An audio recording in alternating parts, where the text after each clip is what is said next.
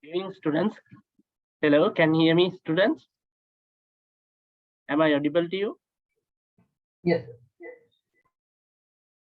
Right. So, welcome to the webinar series. Today, I'm going to start you the financial accounting AAT1 subject, a small paper discussion actually. So, the seminar series which were organized for specially for the students who are facing the examination, which will be held on the August 2023. So, as the financial accounting subject conducted by me, so I initially give you some tips, right? Basically tips to get the maximum results from these videos, right? So everyone make sure that you are keeping your focus on the subject and uh, keep careful understanding on the subject, right? Then only it's easy for you all to understand it, right? Other thing is, any questions you are having, you can drop me a chat or you can raise your hand and ask trouble me and get clarify anything you needed, right? Without without thinking that they won't test you, right? So remember, all the things I am covering here is special area which I have selected, mostly which will be examinable, right? So when you go through the past papers, so there is a special format in the past paper, right? So the question paper is having some sections. I'll explain all these things later, right? Let's cover with the full knowledge, right? So remember to get the maximum benefit on this, right? While you are listening to this, right? So other thing is, I just wanted to tell one more thing. That is, wait for a minute.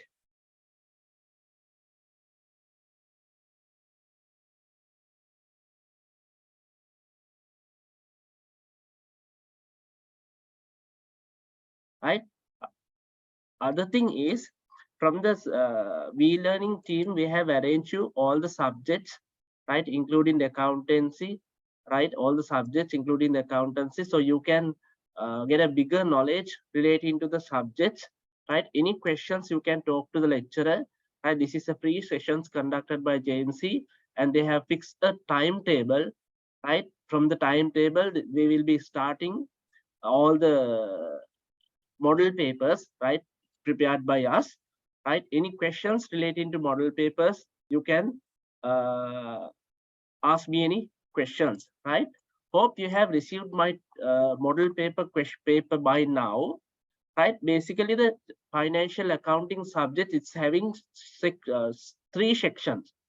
So first section, that is section A, right? That's having some objective test question, which is covering 40 marks. It's covering 40 marks. Then the section B, it covers some comprehensive questions. Section B, it covers some comprehensive questions. So I have developed this paper same as the past papers, right? So, but I guess some of this area will be tested in your paper. So you can use this as a model paper. So the question 2 to 4, I have covered with the section B, right?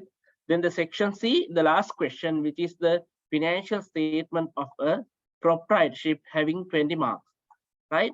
When you go through this paper, so this is basically 3-hour paper, right? 3-hour paper, you need to attempt all the questions, right? It says answer should be in one language, all the questions should be answered. So the here very important point is, so this subject is a calculation subject, right? Calculation subject. So you can't waste lot on the calculations. You can't waste lot on the calculation. You need to complete this calculation very fast. So, but today we have reserved only the 2-hour session time, but I'll try to finish it at fast at the same time, and try to cover you the what are the relevant, most examinable, testable areas, right? So before wasting time, we'll start with the section A. Section A.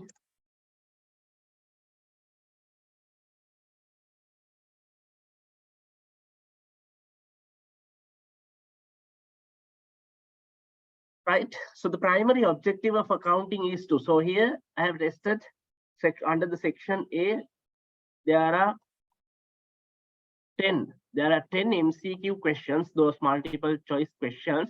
So those are not very much tough, but you need to have a knowledge on basic financial accounting to answer all of this. So we'll read one by one. So first one, the primary objective of accounting is to. So we know that the primary objective of accounting is to provide the financial information for the various stakeholders, right? That's why we prepare the financial statement, to provide the financial information. So there are various stakeholders who will refer these financial statements, who will go through this financial information to make them the decisions. We'll read one by one. The primary objective of accounting is to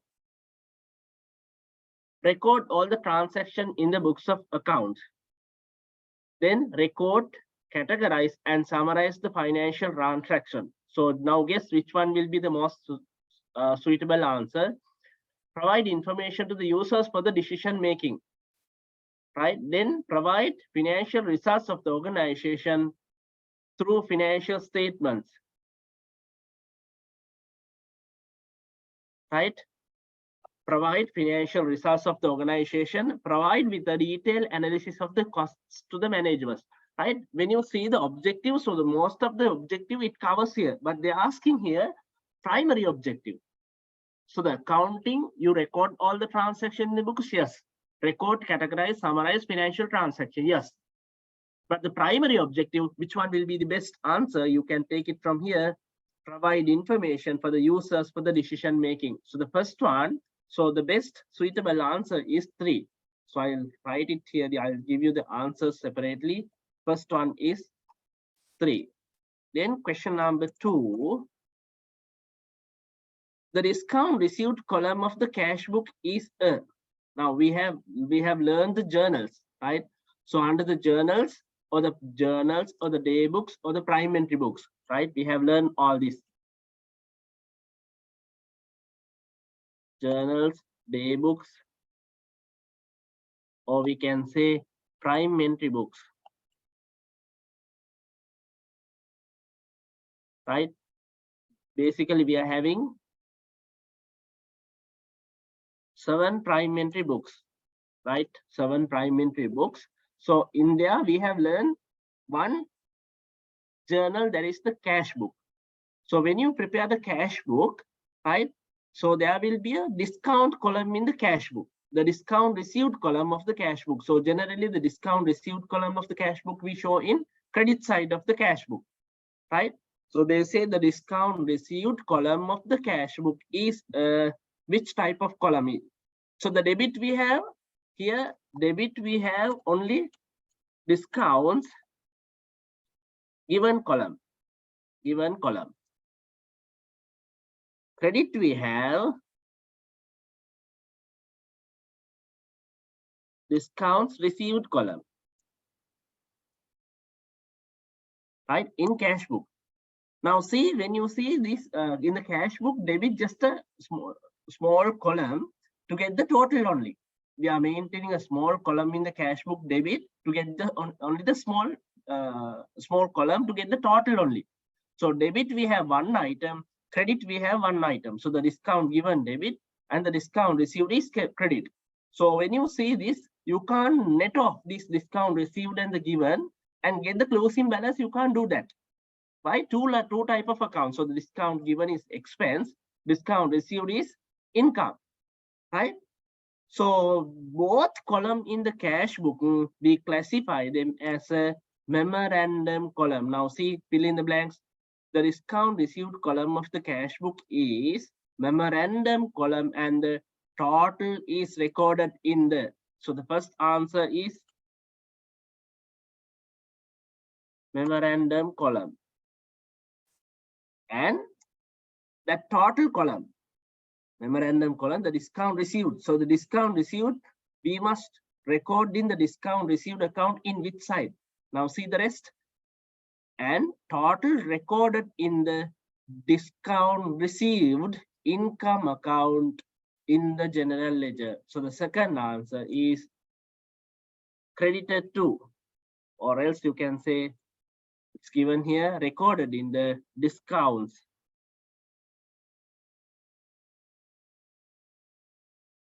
received account. So basically, this is an income account. Income account. So the type of account is an income account, right? Income account. So you will be credited to there. Credited to there. Right? Then third one, the petty cashier of an organization had a balance of 1,500 in the petty cash reimbursement day. He had made a payment totaling to 4,500, including the salary advance 500 given to the owner of the owner during the period. Now, so balance cash in hand with the petty cashier is how much? Read it carefully. The petty cashier of the organization had a balance of 1,500 petty cash reimbursement day. So balance cash in hand is having balance cash in hand is having 500. Now read it carefully. The petty cashier of the organization had a balance of 1,500 in the petty cash reimbursement day. He had made payments totaling 4,500, including salary advance of 500 given to the owner during the period. So he has made the total amount paid. Amount paid from petty cash is 4,500. Then I'm asking the float value. So if you add these together, so the float value comes to, float value is 4,000. So here balance is 1,500 plus the amount spent at 4,500. Then the total float value, this together we can say float value. Petty cash float value is 6,000. And they say one more. What is the impress balance? Now see, if you are going to claim, if you're going to reimburse, right? If you're going to reimburse, is the petty cashier, main cashier will issue you the 6,000? No. Why? You are having 1,500 cash balance with you. The amount spent at this 6,000, 4,500. So the float value is 6,000. So the float value or the here impressed value, we can say impressed value is 6,000. They're asking two questions here. What is the impressed balance? So the petty cash impress system is having a total value of 6,000. What is the amount reimbursed on that day? Reimbursed amount should be only how much? 4,500. Reimbursed amount will be only 4,500, which is amount spent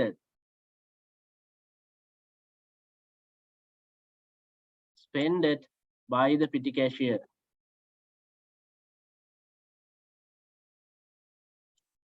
Right, which is the amount spent by the petty cashier. Right, understood, students? Am I audible to you all? Hello?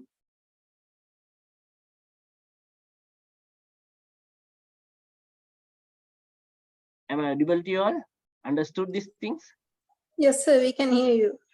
Right, good. So third done, then fourth one.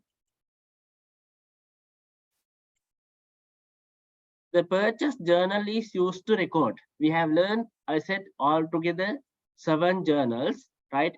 One journal is the purchase journal. So the purchase journal, what are the transactions normally we recorded? Right, purchase journal, is it cash purchase? Is it credit purchase? Or is it cash, is it credit fixed asset purchase? Or is it credit inventory purchase? From here, what are the? Both credit purchase and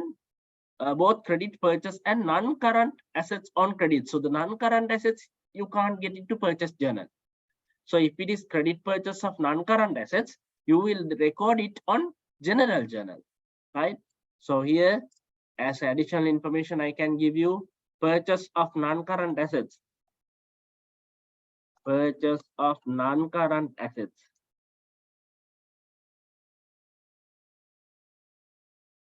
Assets are recorded in general journal.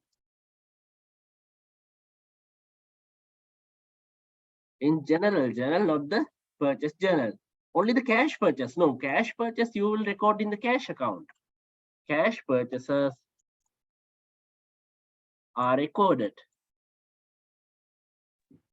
in cash book or the cash account. Cash account.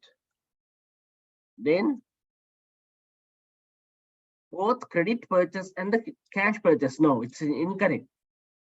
Only the credit purchase. That might be the answer. We'll read anyway the last one also. Credit purchase of non-current assets. So the best answer is fourth one. That is answer is fourth. That is credit purchase of inventory item. Credit purchase of inventory items for the purpose of pre-selling. Right? I have given addition detail note here also.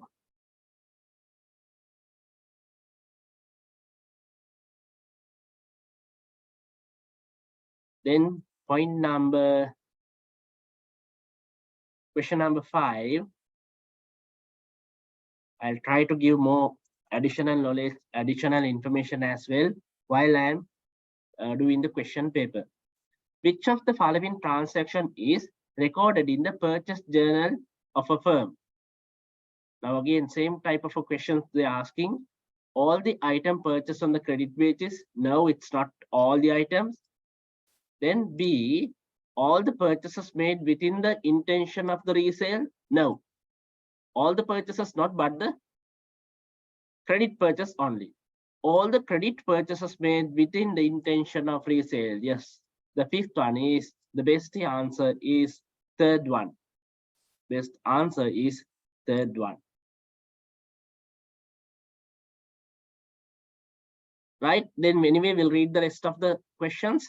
All the cash purchases made within the intention of resales, no, the cash purchases you don't record in the purchase journal. Then all the non-current assets purchased on credit basis, no, non-current assets that's recorded in general journal, right? So we have done up to 5. Then use the following information to answer the question number 6 and 7. An organization sold goods costing, an organization sold goods for 25,000 on credit. Subsequently, 22,500 was received from the customer and balance could not be recovered. Now see, they have given 2 transactions. We have done some credit sales 25,000, but the customer has only settled us the 22,500. The balance he has not paid us. So that is basically bad debts. So if you take it this transaction separately, we have a credit sales of 25,000. Credit sales, it's given 25,000. Then the cash collected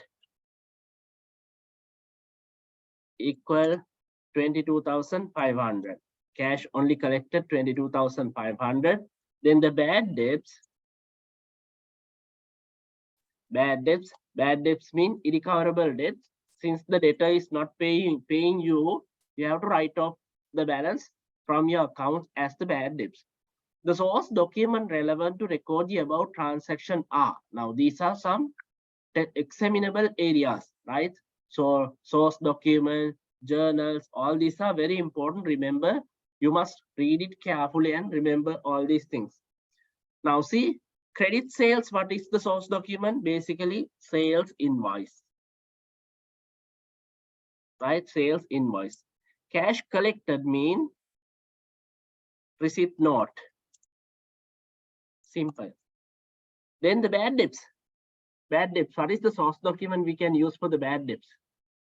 Right? It's recorded in the general journal. General journal means the source document is journal voucher. Voucher, we are using it to record in general journal. Now see the sequence: sales invoice, receipt note, invoice, receipt note, and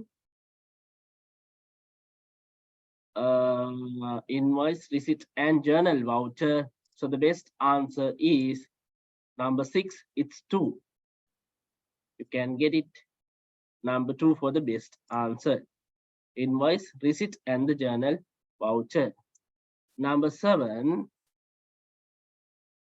The primary books to record the above transaction are easy, right? Sales invoice you are recording in the sales journal. Receipt note you are recording in the cash book. Journal voucher you are recording in the general journal. So the sales invoice, sales journal, cash book, and the general journal. The simple answer is number 2.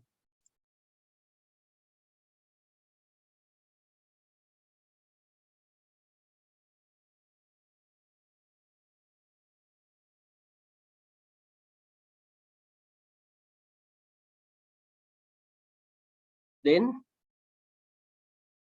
number 8, Nimal bought goods from the Saman for which the payments was made within 2 weeks by issuing a check. Right? Nimal bought goods from the Saman for which payments was made within the 2 weeks by issuing a check. However, Nimal found that some of the items were defective and returned them to the Saman. The relevant source document to record the transaction in Nimal's prime entry books. We are the Nimal, right? Don't get confused here. We are Nimal. 8. I am the person Nimal. So here I am the person Nimal.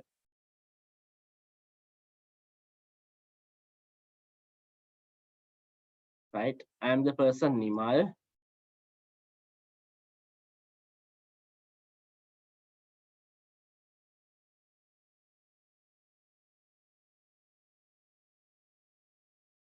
Right? What they say? Nimal bought goods from. So we purchase it from another person. It's purchase. Right? Credit purchase. Credit purchase. How much? Nimal bought goods from the Saman. So the seller is Saman. This is Saman. Seller is Saman. From which the payment was made within 2 weeks by issuing a checks. However, Nimal found some of the items were defective and returned them to the Saman. So we purchase it. Then, due to defect in the product, what we have done, we have returned some of the goods back to the Saman. That is, what is it? Say purchase return. Purchase return to Saman. So Saman is the supplier. So we are the buyer. We are the customer. Right? Nimal found some of the items that were defected and returned them to the Saman. The relevant source documents to record the transaction in Nimal's prime entry books are simple. So we have credit purchase. For credit purchase, what is the invoice? What is the document? For credit purchase, we use purchase invoice. Then purchase return. For purchase return, it's debit note. Debit note. Nimal bought goods from the Samal with the payment was made.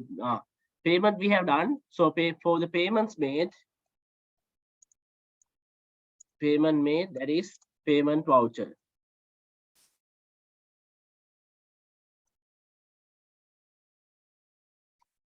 Right? By a check. However, the Nimal found that some of the items were defective and returned them to the Saman. The relevant source documents to record the transaction in Nimal's prime entry books are. So what are the answer came? Purchase invoice, debit note, and the payment voucher. Invoice, payment voucher, and the debit note. The answer is number 2. Student, be careful in here.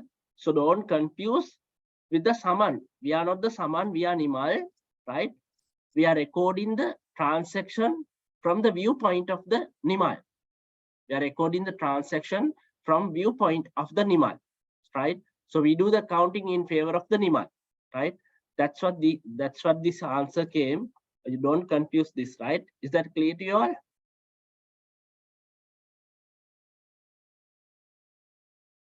Up to now, it's fine. Students, is that fine up to now?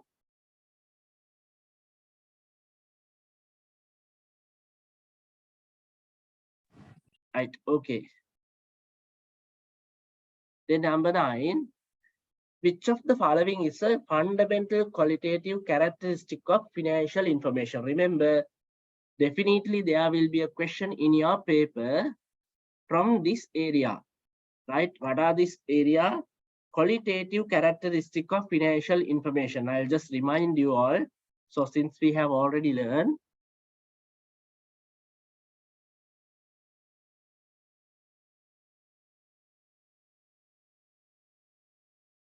right? So shall we read this 8.1 again? Just we'll read the 8.1 again. Nimal bought goods from the Saman. So we are the Nimal. We purchase some goods from the Saman, right? We are the buyer. So Saman is the seller. Nimal bought goods from the Saman for which the payment was made within the 2 weeks by issuing a check, right? We are going to issue a check, right? To whom we are going to issue the check? To Saman. We are the Nimal. However, Nimal found that some of the items were defective and returned them to the Saman. Now see, we are buying some students. We are buying some students from, we are buying some stocks from the Saman, right? So we are Nimal, right? Then we found that the item purchased from Saman is defected. Defected means bad quality. We can't use it. So what we do, we return that item back to the supplier. So here, 3 transactions you can see. What is it? Credit purchase is there from Saman. First transaction is the credit purchase. Number 2, payments by a check. Number 3, return back to the supplier. Return back to the supplier. So summary is here. So Saman is the seller, right? So we, Nimal, to whom we do the counts. Nimal is the person to whom we do the counts. We record the transaction. We record the transaction here from viewpoint of. We record transaction from viewpoint of Nimal. They're asking, right? They're asking from the viewpoint of the Nimal. Now see, I'll show you where is it. Document record the transaction Nimal's prime entry books. They're asking from the viewpoint of the Nimal, how does it updated, right? From the viewpoint of the Nimal, how does it updated, right? So here the transaction is the credit purchases, then the purchase return, and the other one is the payment. Credit purchase, the source document is the purchase invoice. For the purchase return, that the source document is the debit note. Payment we have made through a check, that is the basically payment voucher, right? So we have learned there are 7 journals. For all the journals, we record the special type of transaction, right? So the purchase journal, we record all credit purchase of inventory item. Sales, we record all the credit sales of inventory item. Likewise, we are having all separate journals. You can't jumble it and record it all the things in the same journals. You need to identify this table we are using to update these transactions. This journal we are using to update these type of transaction. Don't jumble it and update. Basically, you need to identify the difference among these 7, right? Including here receipts, cash receipt journal and the cash payment journal as well, right? Hope you will understood now. So we'll go to the number 9. So I was discussing the fundamental qualitative characteristic of financial information. So this is, remember, this is where mostly the examiner is testing. Right? Qualitative, I'll give a summary here.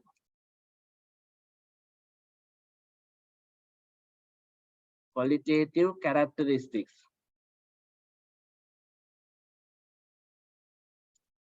of financial information. Right? You can classify this into 2 categories.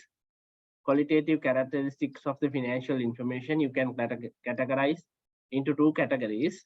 One is fundamental qualitative characteristics.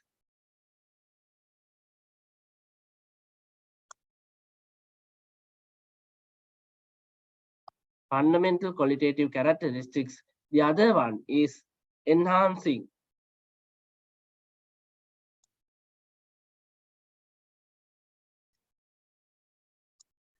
Right? First one, fundamental qualitative characteristics. The other one is the enhancing qualitative characteristics.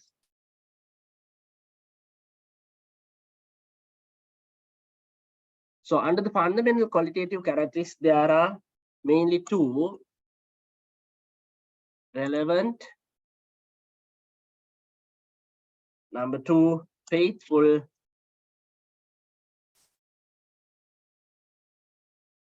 representation.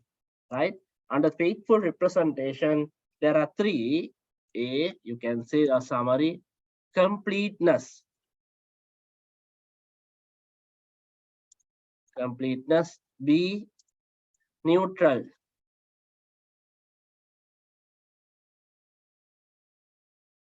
C, free from bias. Free from bias. So under the enhancing qualitative characteristics, there are 3: comparability, number 2, verifiability, 3, timeline sense, 4, understandability.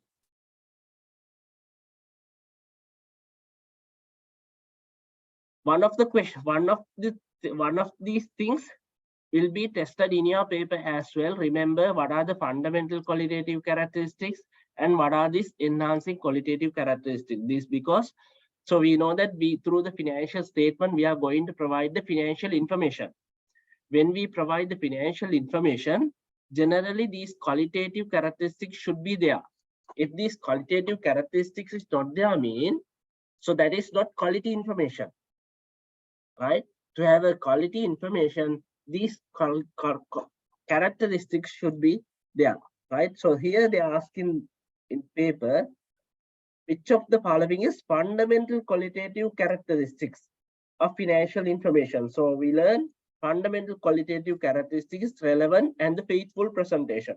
So here going concern now, the answer is number 2, that is relevance.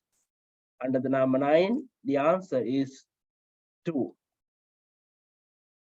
It's relevant, right? It should be relevant for the decision maker. When you provide the financial information, it should be relevant for the financial information users. Otherwise, right? Otherwise, so that otherwise the quality is not there, right? Information should be relevant, right? This is very important. You need to remember this chart. That's why I draw this chart in addition to doing the paper, right? So relevant mean it should be making it should be a important for the person who is using it, right? Important for the person who is using it, right? Then faithful representation mean when you prepare the financial information, you should not be a bias, right? You should provide the complete information, right? It should be a natural information, neutral, right? Should not be a bias to any party, right? The other enhancing qualitative characteristic is its comparability. You should be able to compare your information with a competitor information or with your own historical information. The other verifiability and timelines and understandability. You need to remember these are very, very important points. Then question number 10. The credit balance of the cash book as at 31st March 2023 of ABC Limited was 225,000. Now they have tested here the bank reconciliation statement. Now we'll draft what are the information they have given you. So if you're preparing adjusted cash book, if you are preparing adjusted cash book or bank reconciliation statement, so here adjusted.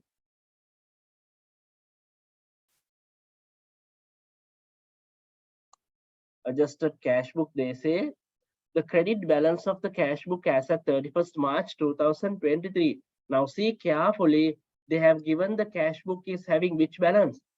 A credit balance. So that means balance brought forward here. Balance brought forward here having a credit balance 225,000.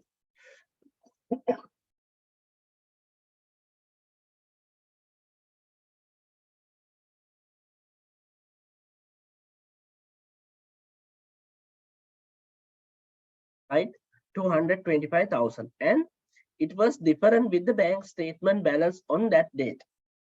Unpresented checks for the payment as of 31st March 2023 was 36,000. Okay, unpresented, if need, we can have the reconciliation statement as well.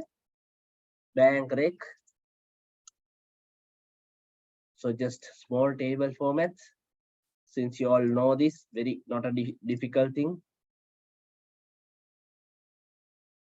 Right. Here plus unpresented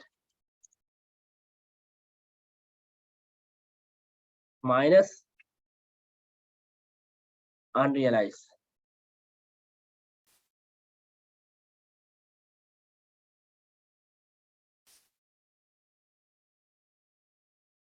Right, unrealized minus. So here unpresented checks for the payment as of 31st March 2023 was 36,000. So unpresented is 36,000 here.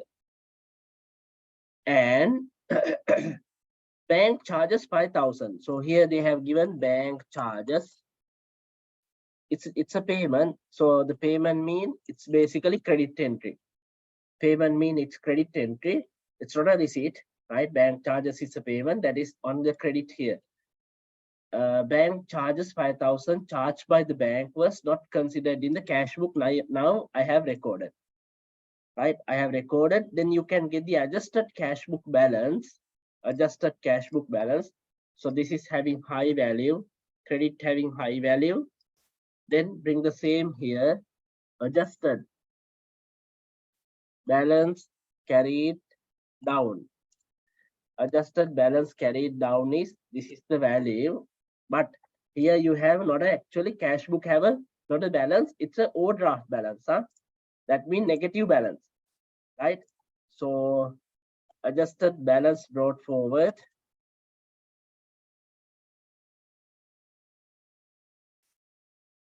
Overdraft. Be careful, we are having a overdraft. Then when you take the adjusted cash book balance to here, balance as per adjusted.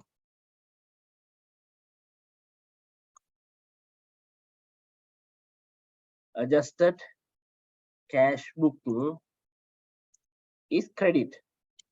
So it's not actually balance. That's why I have put this as a negative. Now see, everyone carefully, I have put this as a negative. Why? So the cash book is having not a balance, it's an overdraft value. They're asking the balance appeared in the bank statement. Now, when you do this, you get the answer easily. Balance as per the bank statement is balance as per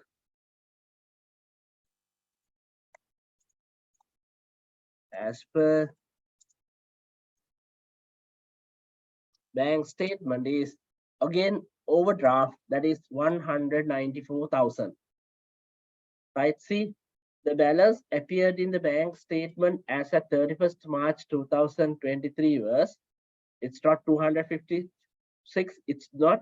The answer is C, 3, that is this one. 194,000 debit balance mean overdraft balance. Bank statement debit mean it's overdraft. It's OD. You'll understood this because definitely there will be a question from this bank reconciliation story, right? Bank reconciliation story. So read it carefully, right? Any questions you all are having, not clear, talk to me again, send me a WhatsApp image, right? So is that clear up to now, students? We have done up to 10 questions. Is that clear? Get the maximum benefit of this thing because there is no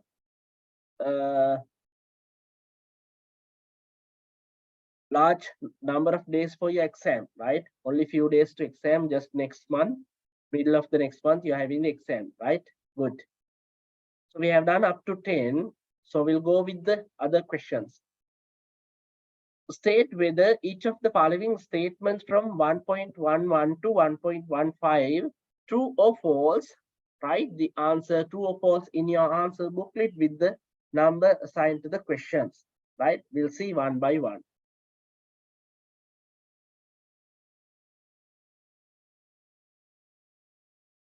Under the petty cash interest method, a fixed amount of money is reimbursed at the end of each specific time period. Now see, under the petty cash interest system, a fixed amount will not be reimbursed. There will be amount reimbursed, but that is not the fix. So the reimbursement amount is amount spent that will be reimbursed. Right here, there's a bigger mistake with the word fixed amount. The amount is not the fix. Why? We will assume this month you have spent only 6,000, then the reimbursed amount is 6,000. So next month you have spent only the 9,000, then the reimbursed amount will be 9,000, right? So the amount spent will not be the amount spent will be reimbursed, not the fixed amount, right? Here they have done a bigger mistake here. It's not a fixed amount. Under the petty cash interest system method, a fixed amount of the money, no, fixed amount of money is incorrect. Reimbursed at the end of each specific time period now. So when the cash is finished, then only that will be reimbursed. If the cash is not finished with the petty cash here, are you going to reimburse it? No. So this is false, incorrect. It's false. It's not fixed amount every time the amount spent only will be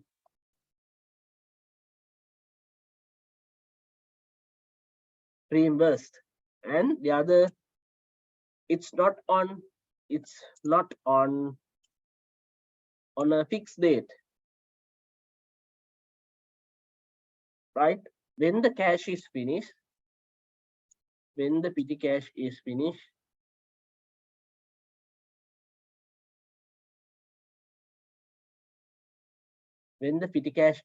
then only it will reimburse.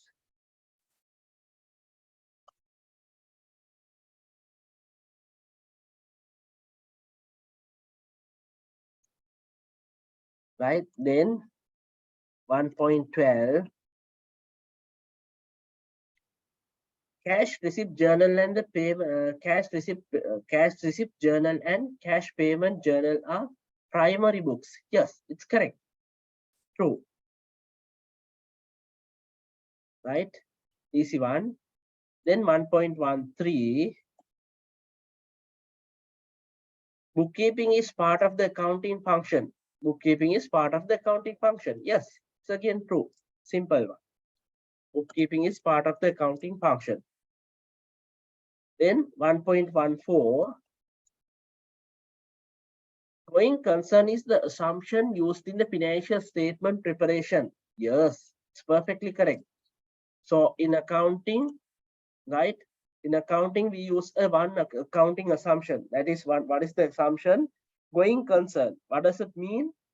The business does not have any intention to close down its operation sooner. That is the simple definition we can use for the going concern, right? So we prepare the accounts on the basis that the business does not have any intention to close it down in near future. I write here the definition. The business prepare its accounts on the grounds that it does not have any intention to close down its operation in near future. Then 1.15,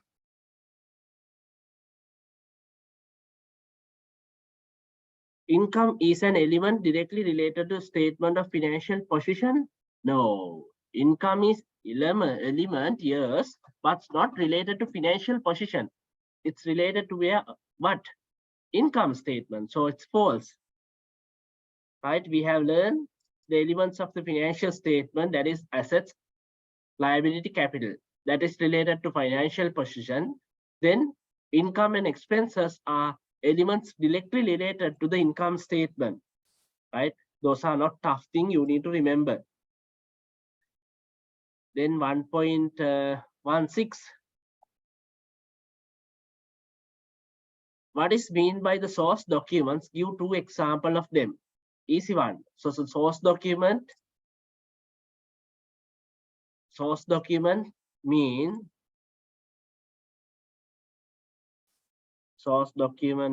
what is it?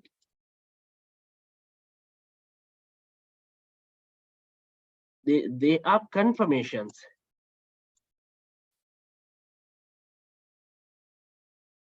Confirmations to confirm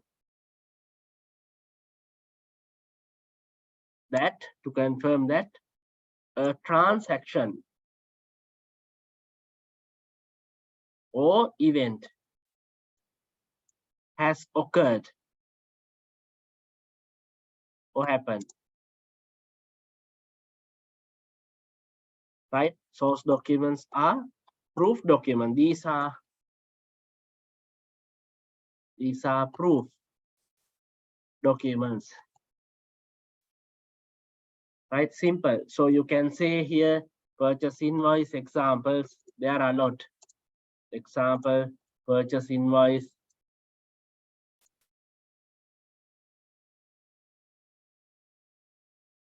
Then sales invoice.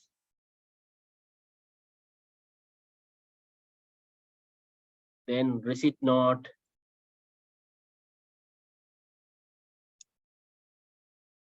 Payment vouchers. Right? Those are the things that is related to the source document. Easy one. Then 1.17. What is the meaning of the business ethics? Why it's important for a business? Right? So they have tested here the last part of your chapter that is covering here. Basically, I'll tell you the chapter.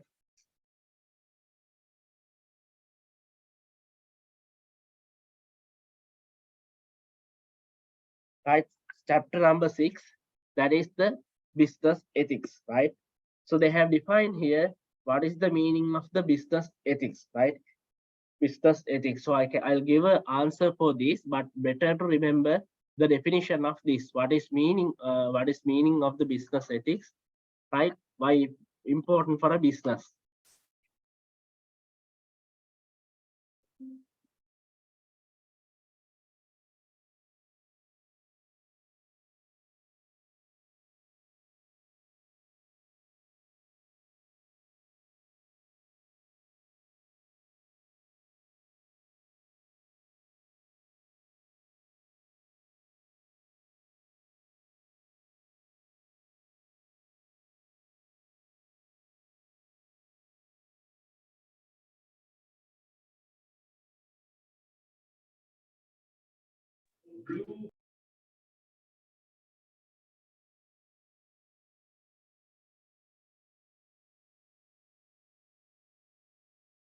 Right. So I'll give the definition for this. Business ethics mean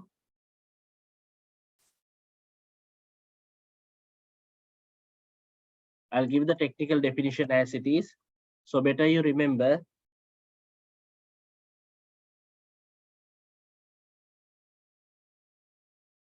Usage of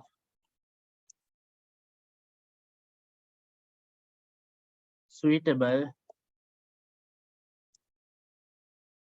organization policies and practices on field of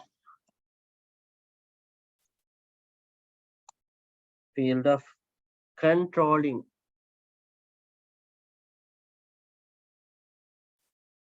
business activities.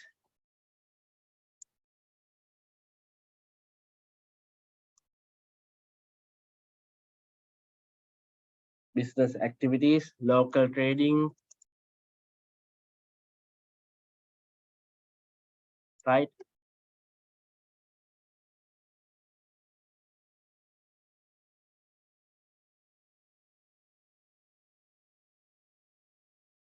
Right. Some example here include examples I'll give. Not giving bribes, not giving bribes. Then not use of child labor, not use of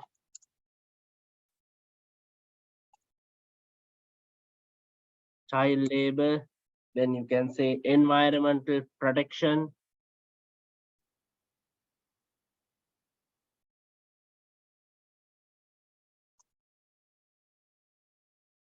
environmental protection. They are asking here, what is meaning of the business ethics and why it's important,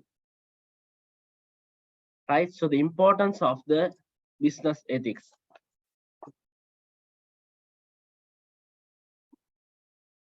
Importance of the business ethics. So you can say number one,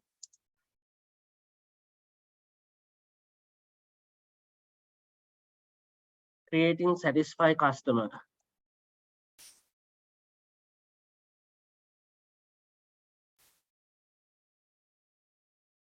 Creating satisfied customers. B, motivating employees.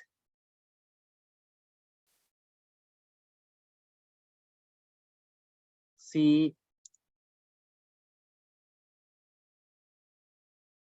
create good relationship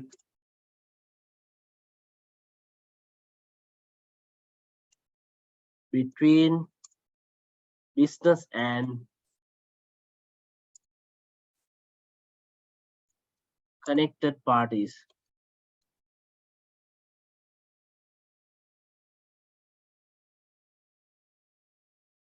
Then creating business brand name goodwill.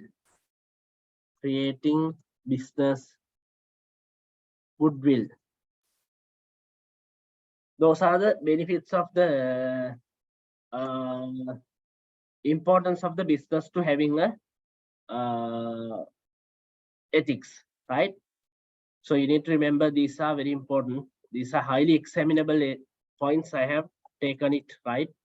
So then 1.18, define the term equity, right? So we know that the equity is the residual interest of the business. So if the business is going to close it down, so who get the priority over the payments? So basically the loan holders or the creditors are getting the priority over the settlement or the payments. So after settling all the liabilities, any residuals will be given to the owners or the equity. So equity means any residuals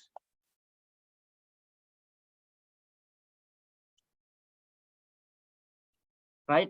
Any residual interest after, right? Yes, I'll be sharing this full Excel with you all. I'll be sharing full Excel with you all, don't worry. Right, equity means any residual interest after settling all liabilities, right? So equity means any residual interest after settling all its liabilities, right? So any remaining assets value, any remaining assets value after settling the liabilities are belonging to the equity holders or the capital. That is finally what will be taken by the owners of the business, right? Then 1.19, what is the two type of accounting software? So in our class we haven't learned this yet. For the time being, I'll just give an answer only, right? What is the two type of accounting software we are having? Accounting software, last chapter. That last chapter is computerized accounting package, computerized accounting environment, right? So here for the time being, I'll give you the answer. We will be covering this later on. So two type of accounting software is general accounting software,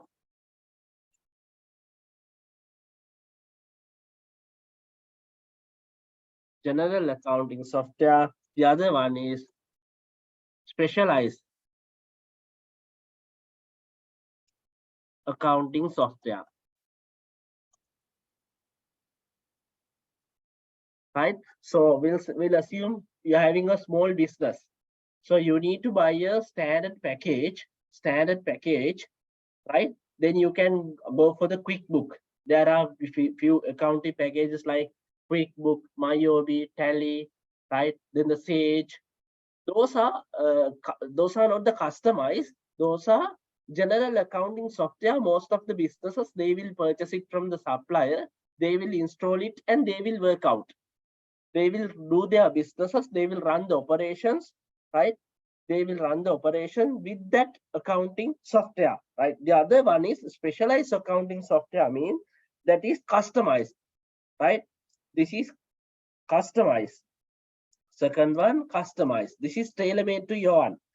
This is general one is, so it is standard package, so you can buy it from the market and install. The best example is the QuickBook, right? General accounting software, best example QuickBook. The other customized one is, you can say, your internally. So most of the banks, they have developed their own softwares, right? Most of the businesses, they are running with their own softwares. That is called the specialized, right? Specialized accounting software, right? Whether you apply the general accounting software or whether you apply the specialized accounting software, right? That's upon the business to decide, right? So however, you will use to process the financial transactions and events to generate the financial information. You will process the financial information through this accounting software, right? So this is highly examinable areas. 1.20.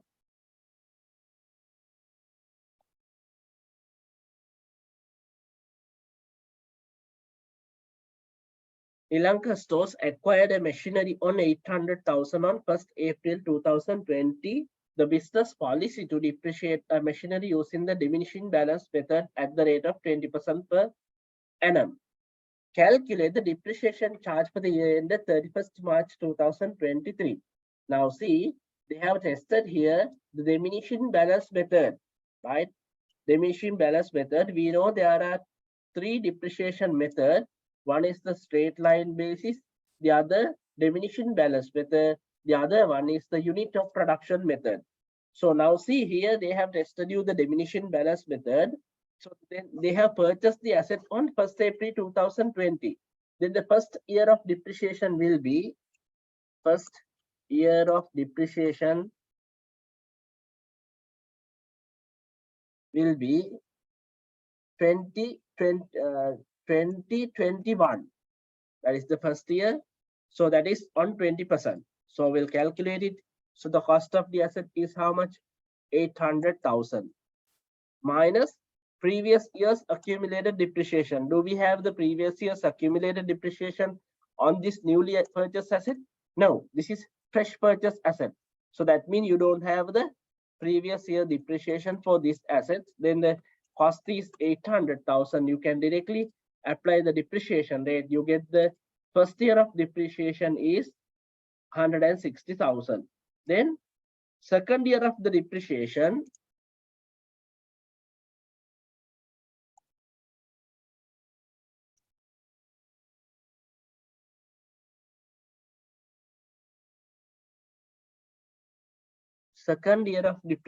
will be, that is 21, 22. Now when you go for the second year depreciation, look at this carefully. So what you do, you take the cost minus the previous year accumulated depreciation. Do you have the previous year accumulated depreciation now? Yes. How much is that? 160,000. Then cost minus previous year depreciation, that is 160,000 into 20%. You get the answer here,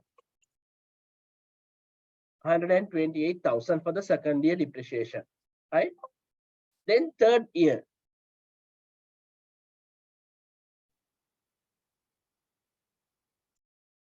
Third year of depreciation will be, that is 22, 23. The examiner is asking the third year depreciation, that is 22, 23.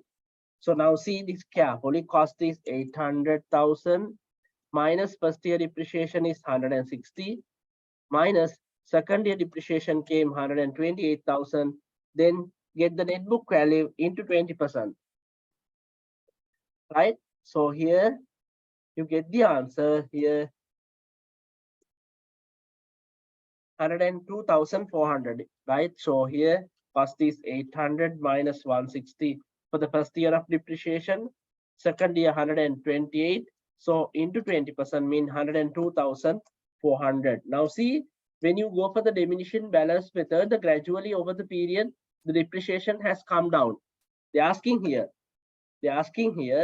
calculate the depreciation charge for the year ended 31st March 2023. They're asking for a 1 year period depreciation, that is the last year. So the answer is 102,400. So remember the formula here, I had used it, cost minus previous year's depreciation, then apply the discount depreciation rate. So with that, I have finished all the section A. Any questions you all having, students, regarding the section A? Don't worry that I'll share this Excel with you all once I finish it. Right? Hope you all understood clearly, right? Remember, these depreciation methods are testable.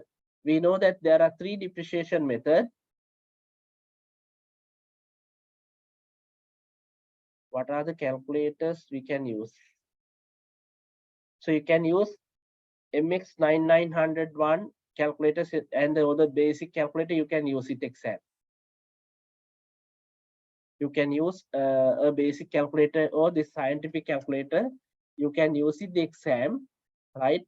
Or the basic one, it's both easy to use. Examiner is allowing you to use this scientific calculator. So we'll move to the section B. Section B.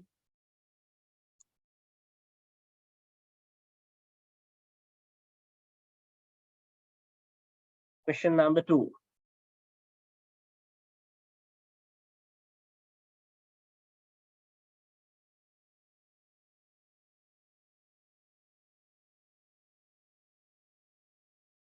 Right. You are given the impact of the 5 transactions to the accounting equation of a sole proprietorship below. They have given few transactions. Then identify the possible transaction that took place each of the item 1 to 7 the above accounting equation. Simple one, not a hard one. Now see, the first one, asset has increased, fixed assets. Then the cash has increases and the equity has increases. Simple. So equity is increases mean one has invested to the business. So what he has invested, fixed assets is there, then the cash is there. So you can say owner's investment in cash, number 1, owner's investment in cash,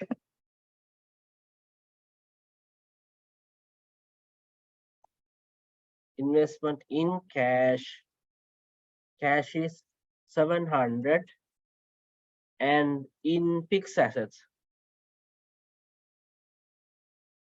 it's 500. Owner's initial investment in cash and in fixed assets it's 500. That's number 1.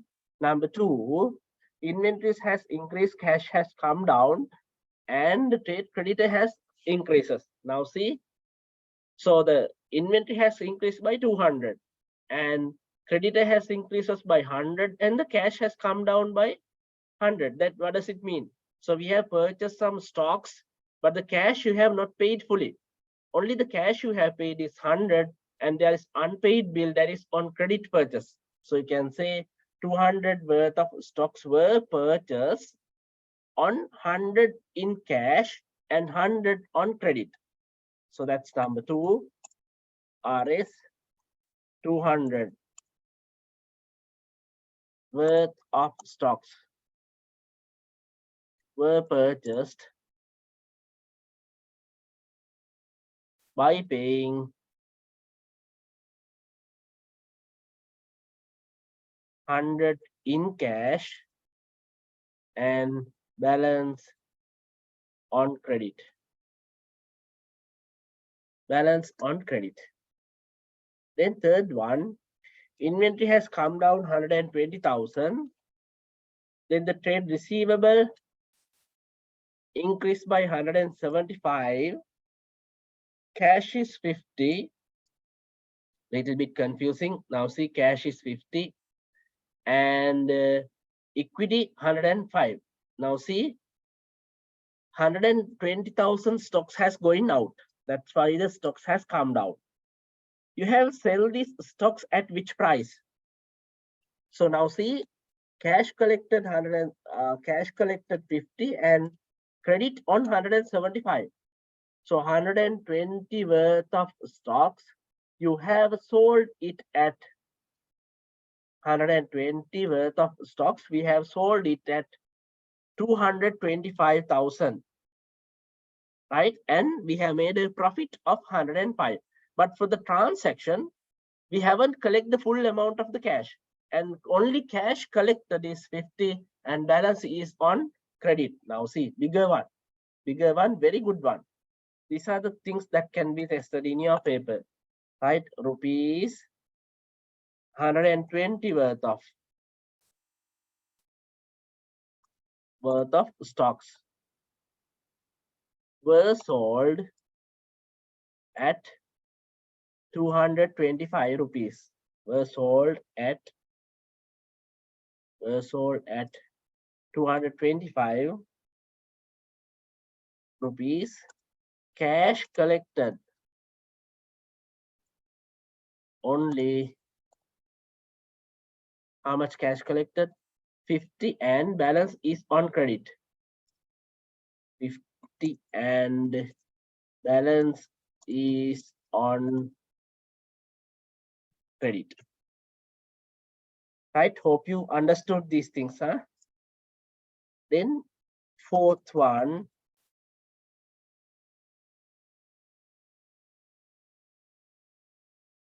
fixed asset has come down, equity has come down. Simple.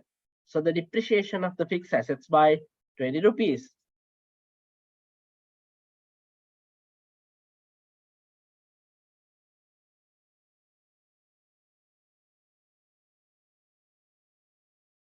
Depreciation of fixed assets by 20 rupees. Then number 5, trade receivable has come down, equity has come down by 10 rupees. So basically it's what? Bad debts write-off.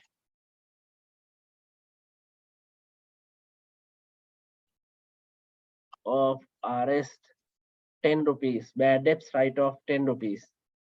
The number 6, cash has come increases, bank loan has increases. That means bank loan taken Rs 100. Bank loan taken, rupees 100. So then, number 7, cash has come down 100, equity has come down 20. Equity has come down mean it should be either drawing, so it should be expense. And at the same time, the loan amount has come down. That should be then assumed as what? Interest. Repayment of the bank loan by 100 rupees with include interest of, it includes interest of 20 rupees. Now see, these are very important. Repayment of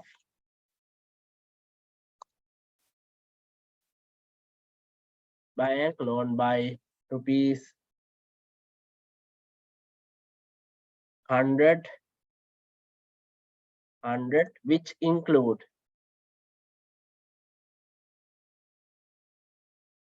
interest of RS, interest of 20 rupees. Right, we have made a repayment of the loan 100, but it's including the interest of 20 rupees. Not a very hard one, so we have learned that.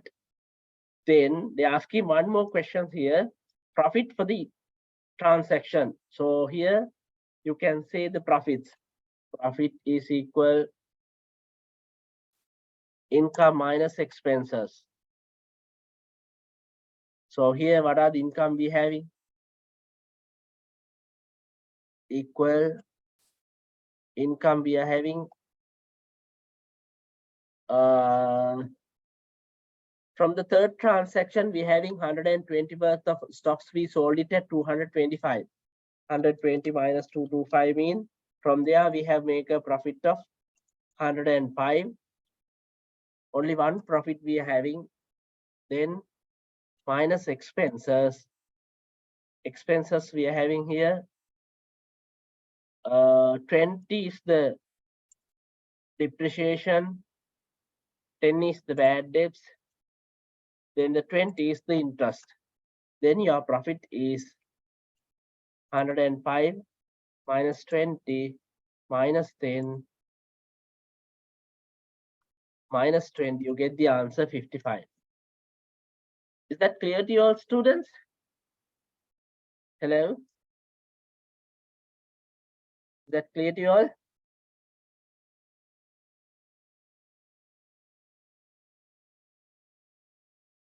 Anything to clarify? So here, basically you will get the answers. So this Excel you will get it, but try to practice yourself, right? Practice. So can you explain the third one? Yes, we'll see that which one is the third one. This one. So inventory has come down 120. Now little bit confusing this one. Look at it carefully. Inventory come down 120. Right? So basically why the inventory come down mean you are going to sell some stocks. So when you sell some stocks, so are you collecting the full amount cash? No. So we have collected some, only the 50 cash, and balance is on credit. So altogether sales value is 175 plus 50 is sales value is 225. How does it came? Trade receivable mean credit. On credit sales 175, cash sales 50. Altogether sales value, altogether selling price is 225. Altogether sales value is 225. So 120 worth of stocks we have sold it at 225 mean 120 worth of stocks we have sell it at 225 mean from the transaction we have made a profit of how much? 105. That's why I have added to the equity. So added to the equity or the capital mean it is the profit from the transaction. So here the transaction is 120 worth of stocks were sold it at 225. Only collected cash is 50. Balance is on credit. Now see third one. 120 worth of stocks were sold it at 225. Cash collected only 50 and balance is on credit.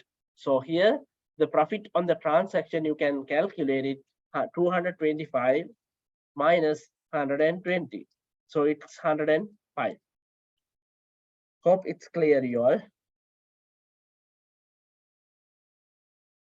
So we have done that one. Then we'll go to the part B under the same section, part B. There is a bank overdraft balance of 300 as of 30th April 2003 of the Cook's Financial. On the same day, the bank statement show a credit balance of 65.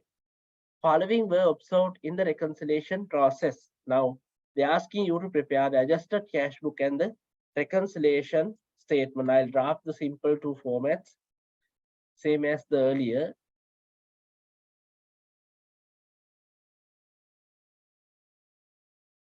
Adjusted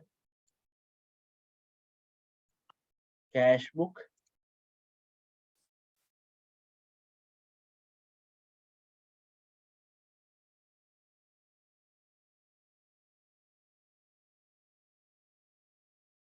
and they're asking the bank reconciliation statements.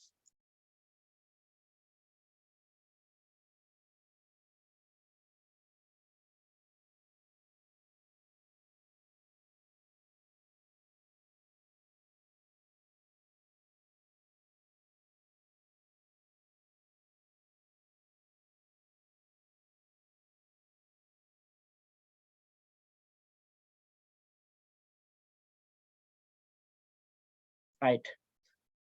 There is a bank overdraft balance of the 300 as at 30th April 2003 of Cook's Financial. So the business having a credit balance. Overdraft mean credit balance. Its opening balance is BBF here 300.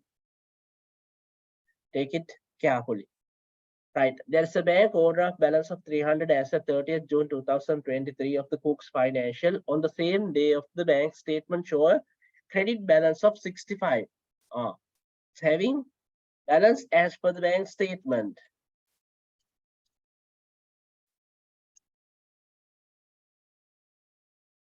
They are saying the balance as per the bank statement is the correct answer should be how much? If I read the question correctly, I should arrive the answer of 65, right? I should arrive the answer of 65, it's given here. Following were observed in the reconciliation process. A check issued 500 was included in the cash book.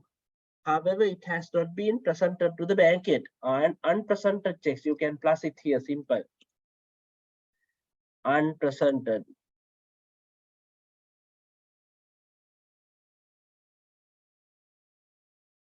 Unpresented checks. A check issued 500 was included in the cash book. However, it has not been presented yet to the bank. So the unpresented is 500 here.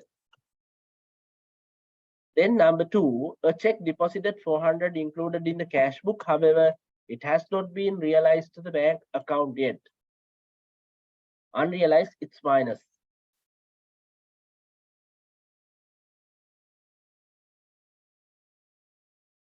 Unrealized 400. Third one,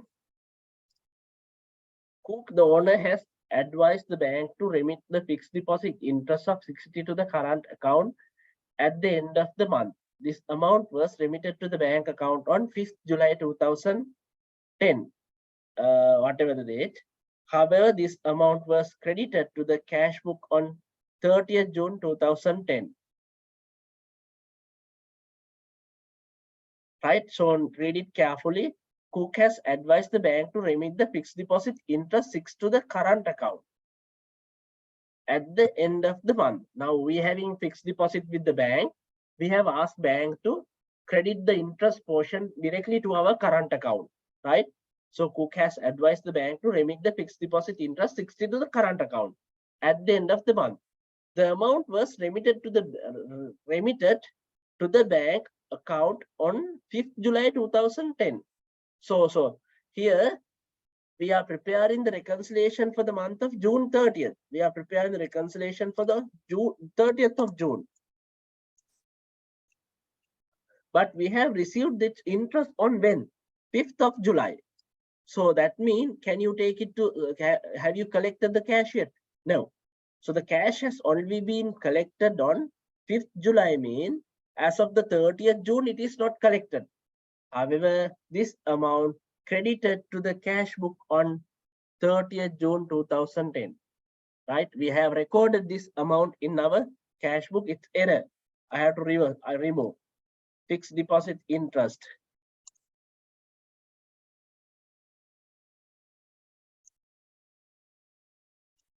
Fixed deposit interest, the value is 50 rupees. Not 50, it is 60. Right? Read it again. So we have asked, Cook has advised the bank to remit the fixed deposit interest 60 to the current account at the end of the month. We are giving an instruction to the bank, please credit the monthly interest to my current account. And I have recorded in my accounts. However, the bank has not been credited the same interest on June month. They have credited the interest on when? July. So if they have credited the interest on July, right? July. Now see, this amount was remitted to the bank on 5th of July. Can I record this in the June month? No. Why? You have not collected it. It's an error in the cash book that I have. That's why I have reversed that 60 rupees. The bank charges include the bank statement 35. Easy one. Bank charges 35. The payment side of the cash book was undercasted by 10. There is a mistake in the cash book. The payment side of the cash book was understated. Right? Error in the cash book.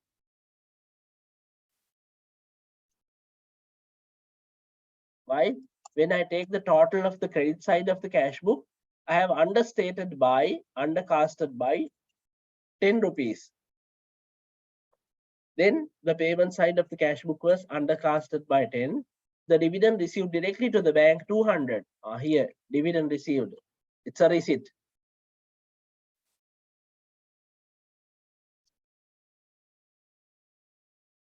Dividend receipt. Dividend receipt 200. Then the dividend receipt 200. Amount paid through a savings account 50 has been recorded in the payment through as the current account. I did a payment through the savings account. Amount paid through a savings account of 50 has been recorded in payment through the current account. So it's again mistake. I have to reverse it. Payment made through savings account. Payment made through paid amount savings account 50 has been recorded in the payment through current account 50 rupees. A check issued to John 25 has been expired and a new check has been issued. However, entry has not been passed for the expiry. Check cancellation. Expire check. Expire check. A check issued to John 25 has been expired and new check has been issued. However, entry has not been passed for the expiry. Both checks has been included in the unpresented checks. I have done all the things. Now see. So which side is having a bigger value? I think credit is having the bigger value. Adjusted. Balance carried down.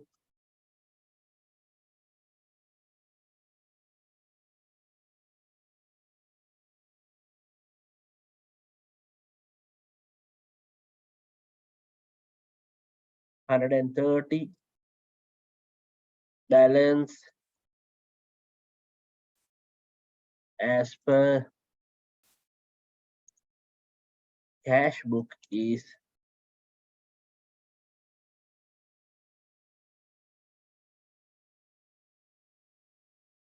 $130. It's negative figure.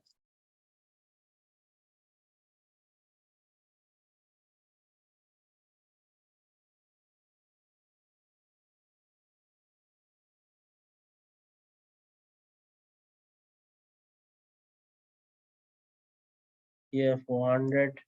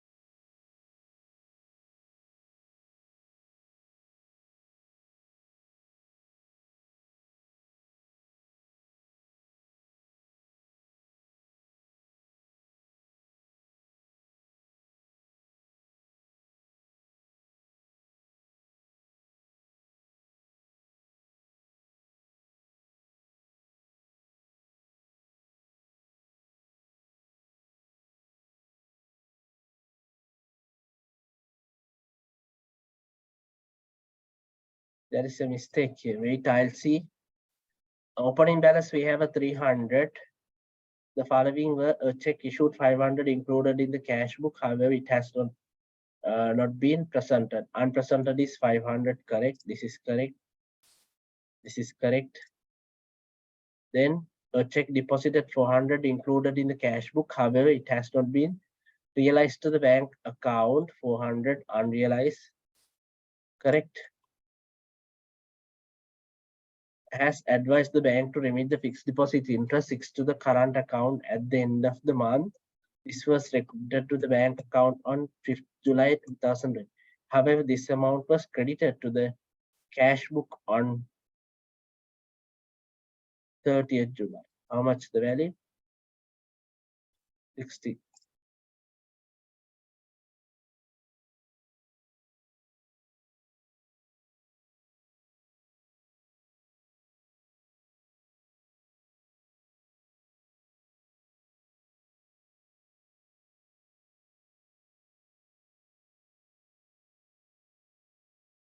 The bank charges 35. Okay, fine. Bank charges 35. The payment side of the cash book was undercasted. You have to credit error. Payment side is undercasted.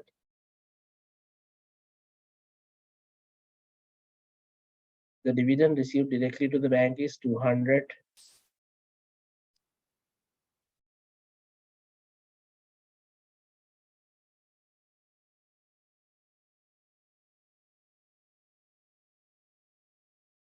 Is correct.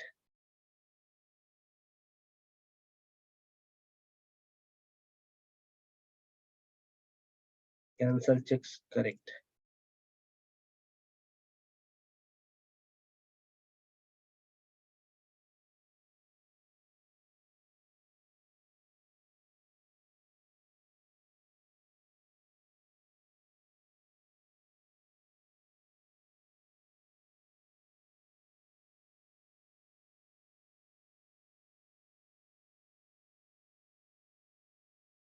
So here there is a small mistake here in this question.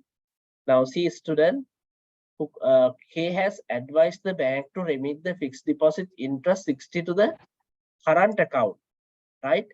They have asked to credit the, so generally fixed deposit interest is, it's a receipt, no? Fixed deposit interest is receipt, right? That means we should record in the debit side of the cash book here. We should record the fixed deposit interest to here. But now see carefully, as at the end of the month, this amount was remitted to the bank account on 5th July. 5th July means, can you record it in the now? Or you should, are you going to record in the June month, or are you going to record in the July month? When you collected it, it's on July. However, this amount was credited to the cash book, right? So that means we have recorded in the credit side of the cash book. That has to be reversed, mean you have to take it to the other side. Right? You have to take it to the other side. It's a receipt side. Then you get the closing balance here, 10 rupees. There's a small mistake here, I think. It won't balance though. 25 rupees gap. And check issued to John has been expired and new check has been issued. However, entry has not been passed for the expiry. Both checks are now see here. Both checks has been included in the unpresented. So from the unpresented, you have to deduct it. So minus here 500 minus 25.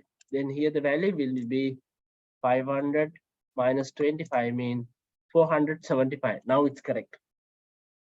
Any questions on here, students? Right? Tell me any questions on this reconciliation matter.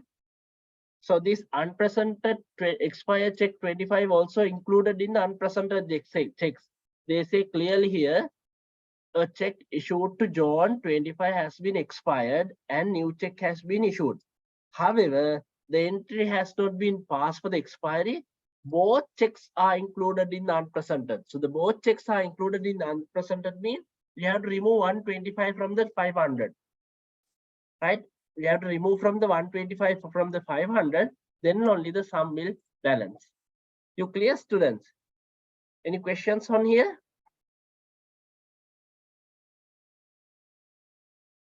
Okay, fine.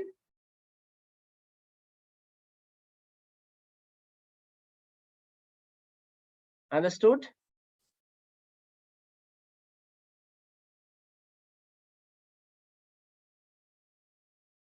Shall I repeat this or we'll move to the other questions? Students?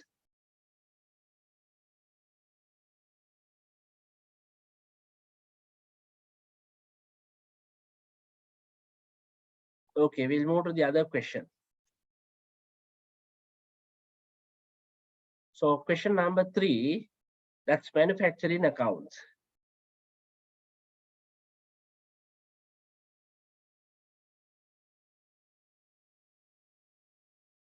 Right, manufacturing cost statement, we'll read it that also. So manufacturing account, Salia Limited has Salia Limited has a production business. Following information is relevant for the year ended 31st December 2022. Revenue, we don't take it to production account.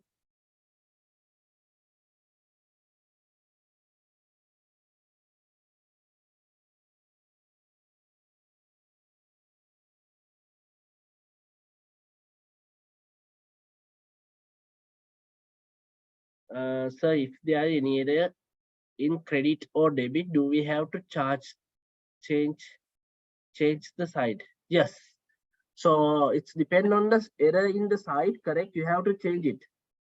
Right? Yes, correct. This is correct. Your answer is correct. You have to change the side. If it's credit error, you have to take it to the other side. If it's debit error, you have to take it to the other side. Mohammed, it is correct. Yes, Mohammed. Right? Revenue, we don't take it to the production account. Raw material purchase, direct labor, then equipment depreciation, rent, building depreciation, electricity and the power, telephone, other production overhead, other administration. So the administration, we don't take it. Promotional expenses, we don't take it to production account. So promotional advertisement, those are go to income statement. So we are taking here under the manufacturing accounts only the production cost related expenses only, right? Then overhead costs shall be allocated on the basis as follows. Equipment depreciation, they have calculated the equipment depreciation. They're asking you to allocate only the production is 80%, rent 50, building depreciation 50, electricity and the power 40. Then inventory is given here, not a bigger one. Small question, we'll draft the format. Salia Limited, production Salia Limited.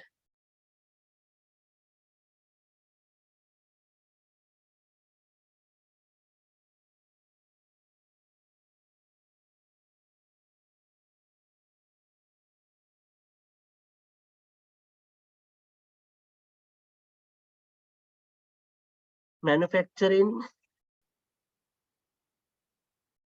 account for the year ended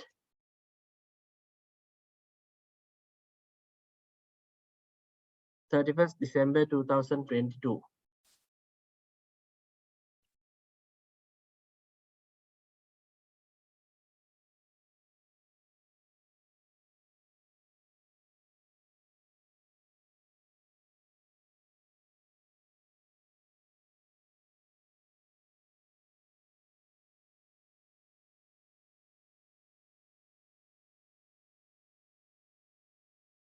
you know the general format. So raw material,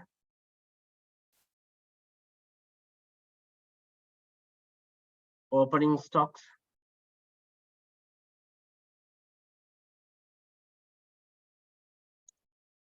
plus purchases minus the closing balances, closing stocks,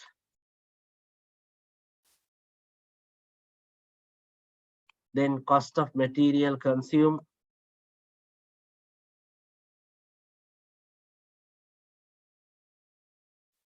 then plus direct labor,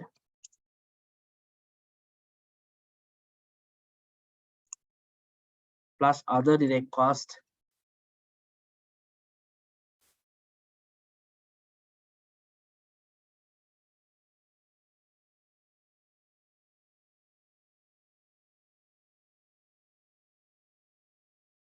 then production overhead,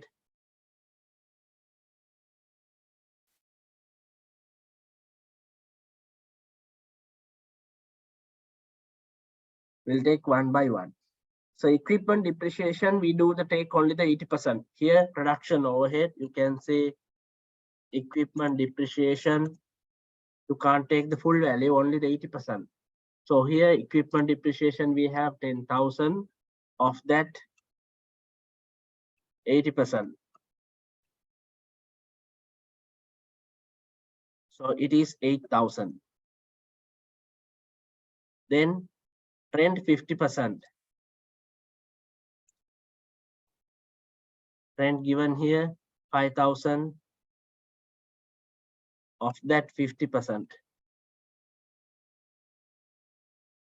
is 2,500. Then building depreciation 50%.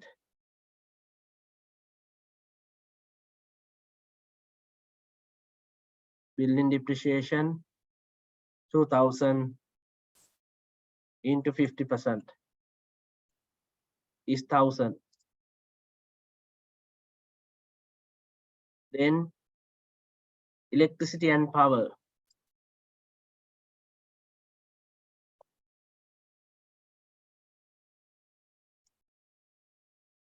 Electricity and power 40%.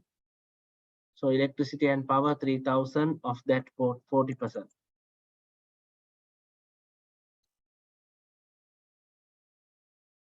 $3,000 of that 40% is 1,200. Then telephone no. Inventory values, raw material opening stock 5,000.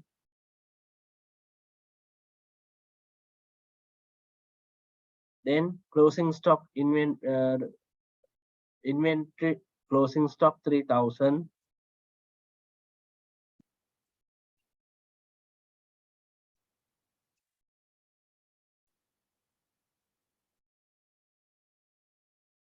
Then work in progress opening 4,000 here, plus opening WIP,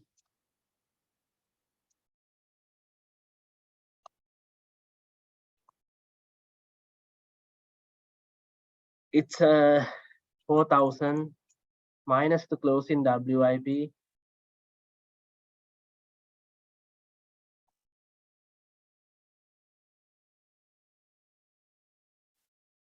minus the closing WIP 3,000. Finished good, we don't take it here. So revenue no, raw material purchase 60,000. So purchases 60,000. Then direct labor 70,000.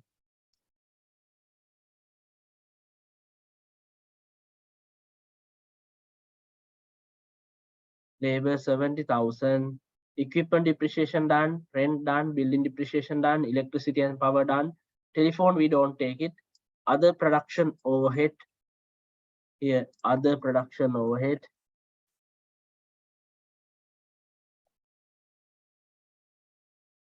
Other production overhead 2,300. Other administration we don't take it here. Then other promotional expenses you don't take it here. So all the things we have taken now, we'll calculate the production cost. Cost of material consumed comes to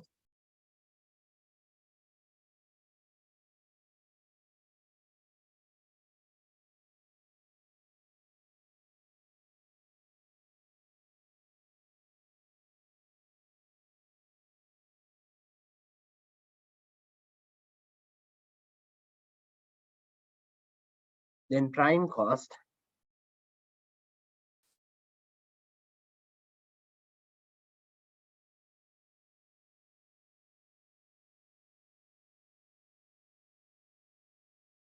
is this value.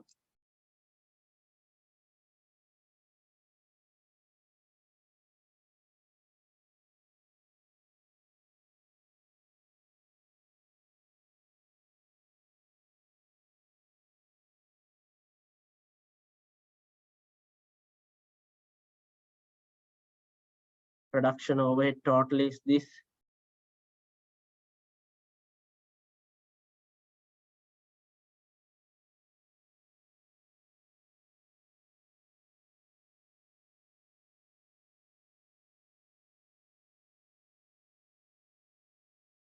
So here prime cost is taken, then total production cost is this.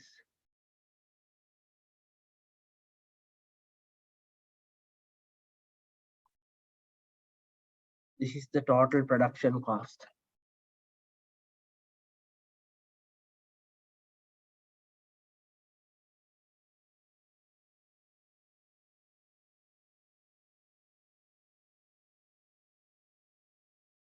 Yes, telephone expenses is generally, now see it's given telephone is 0 for the production. Now it's given here telephone 0 for the production, administration 40, and the 60 goes to the distribution. They have put a dash here, telephone. So telephone goes under the administration and the distribution. You can't take it to production cost. They have clearly told you it's not 0. Here it's 0. Clearly told you it's 0. So here total production cost is 148,000. Is that anything to clarify from here? Production account for the manufacturing account students? This is not a big one.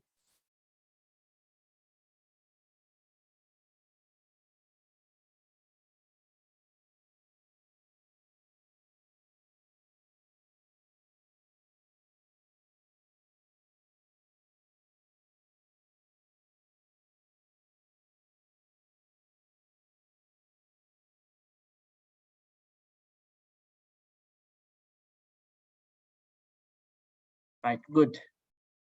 So here I have covered up to the question number 3. And question number 3, I have covered question number 4. That is basically preparation of the trial balance, right? So here I'll summarize. Wait for 1 minute.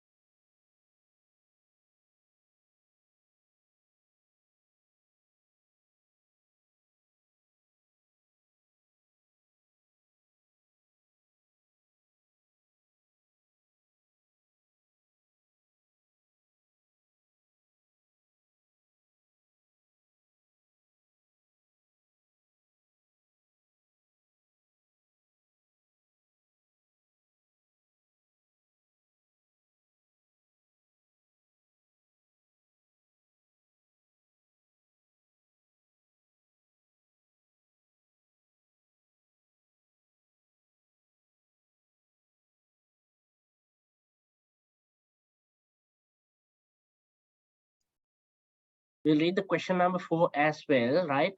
So actually the time assigned for me is 2-hour session, right? So I won't be able to finish all these question number 4, 5, 6 all together by not what is I'll do this answers for you all, right? I can do the answers for these all 4, 5, 6 question. I'll share that Excel as well. So before that, just we'll read the question number 4. Sunil commenced the business SP trading on the 1st Jan 2015. The details of the business transaction for the first week of the business as follows. Now it's given here, this is a new business. So this is a new business, commence a business. Then I'm asking, so do they have the opening balances of the business? No. Why? This is a fresh business. And here they have given a lot of transaction investment by the Sunil. Then 50,000 paid for the business registration. Lorry owned by the Sunil was value 2,500 value to the business on delivery purpose. All the transactions and events are given here related to the just a one week, first week of the business. When you prepare this trial balance, the examiner is asking you to prepare the trial balance, right? So to open the trial balance, simple here. Here, this is not a big question. To open the trial balance, before that you have to have all the T accounts.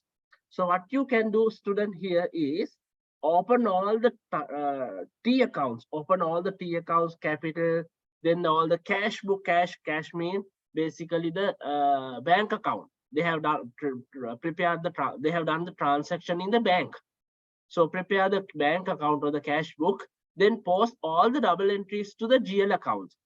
Once you post all the double entries to the GL account, you can get the closing balances thereafter. When you get the closing balances thereafter, then take that closing balances to trial balance, then trial balance will automatically balance.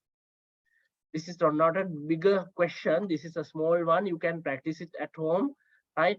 Now see basically you need to open the double entry. First, see the first one, 50,000 paid for the business registration. So who has paid this 50,000 for the business registration? The owner. Now guess me the double entry. So the registration expense account debit. Who have made the payment? Owner has personally made. So the capital account credit. So capital account credit. Business registration expense debit. Then a lorry owned by the Sunil was 2,500 was invested to the business. So the motor vehicle account debit, capital account credit. Then third one, Sunil opened the bank account in the name of the business, deposited 2,000. So the bank account debit, capital account credit. Likewise, for all these transactions, better you update the ledger accounts. Open all the T accounts as much as possible, right? Open all the T accounts, then post all the transaction to the ledger account, then get the closing balances to trial balance, then the trial balance will be balanced. This is not a very hard one. This is an easy one. So try to practice this question at your own.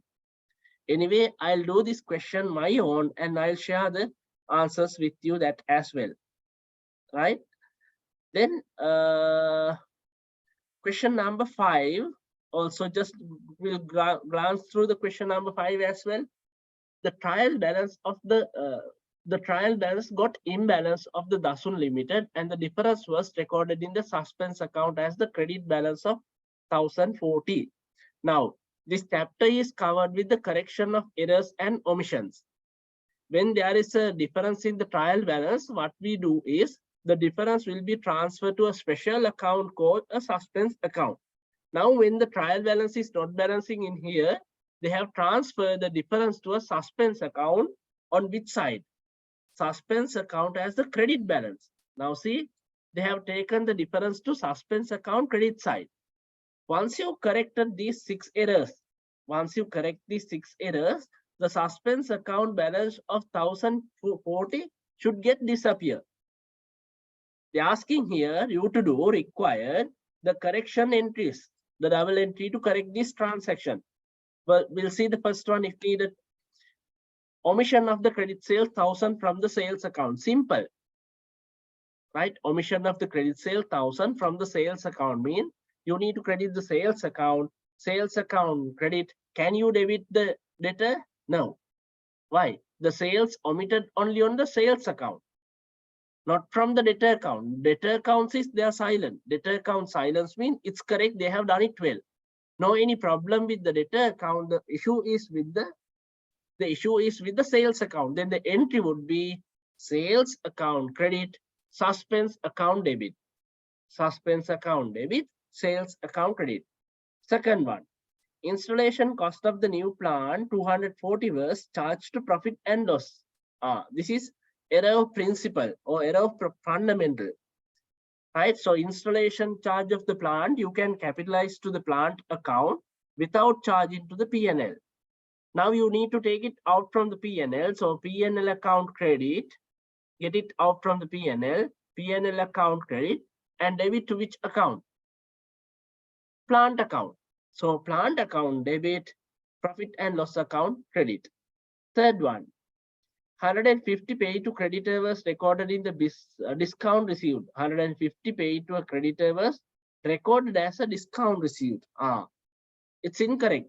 So the discount received account you have posted as the discount received. So you take it out from there. Discount received account debit, cash book credit. Why? It's not a discount received, it's a paid. Right? It's a payment amount. So the discount received account debit and cash account credit.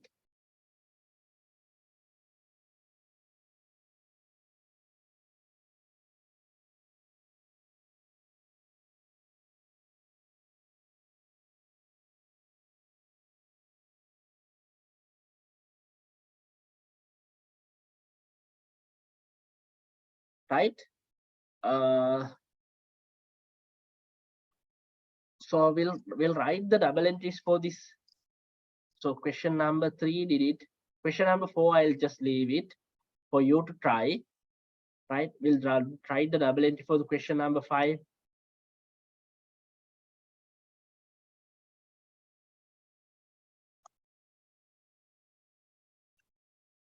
I'll give the double entries.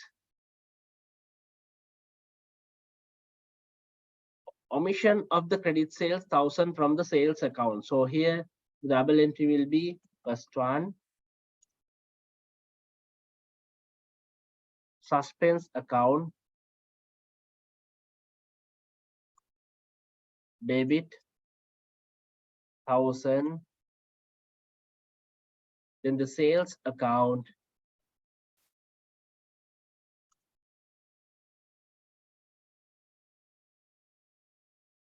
credit 1,000.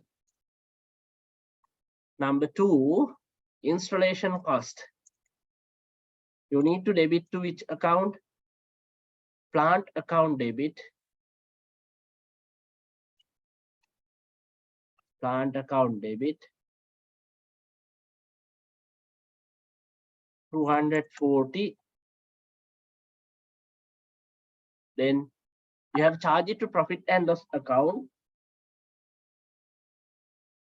Then profit and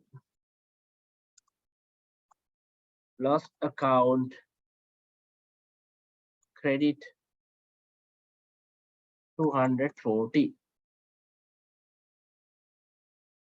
Rupees 150 paid to creditor recorded as a discount received. So that has to be taken out from the discount received account.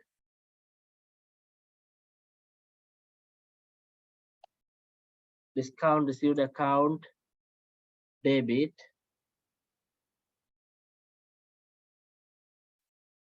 Third one, 150. Cash account credit 150. Then number 4, an inventory of 420 was omitted from the accounts. We have lost some inventories. 4, inventory account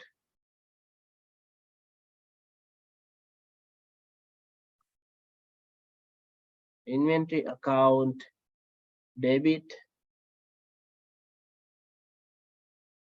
240. Cost of sales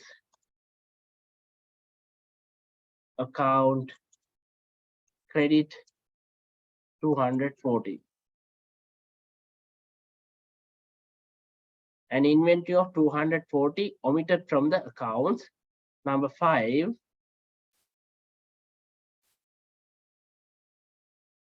Purchase of 350 was recorded in 850 in the purchase account. Now see, the actual purchase value is 350, but we have recorded it as 850. So there is an excess receipt record of 500. The purchase of 350 was recorded as 850 in the purchase account. So you take it out from the purchase account. Right? Suspense account, debit. Suspense account, debit 500. Purchase account, credit 500. Now they're asking us to prepare the suspense account as well. I'll open the suspense account for you.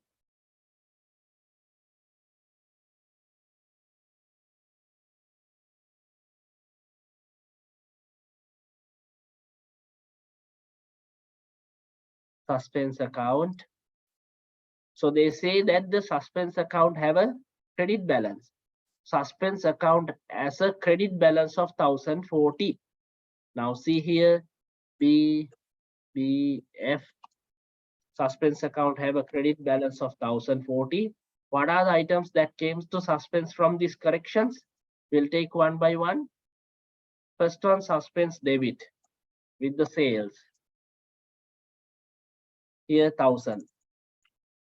Then no suspense in the second one, no suspense in the third one, no suspense in here, and again suspense debit here.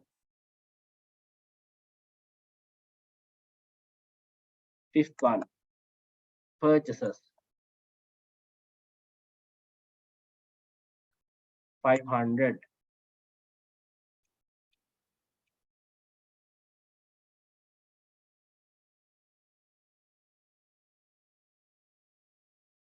Anything missed out?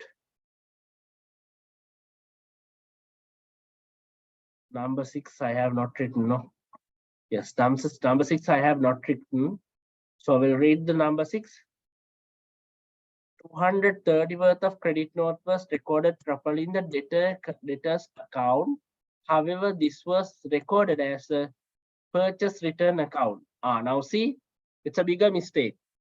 Credit note has properly recorded in the debtor account. So the credit note is sales return. So we have correctly recorded in the debtor account, but this has recorded in where?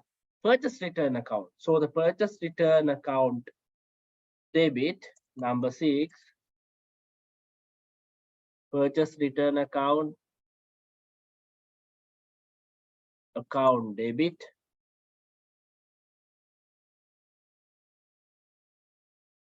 How much the value? 230. And one more place, creditors account also. Creditors account debit 230. Altogether you have to credit to suspense. Suspense account credit 230 into 2. 230 into 2 means 460. That is number 6 here. Purchase return.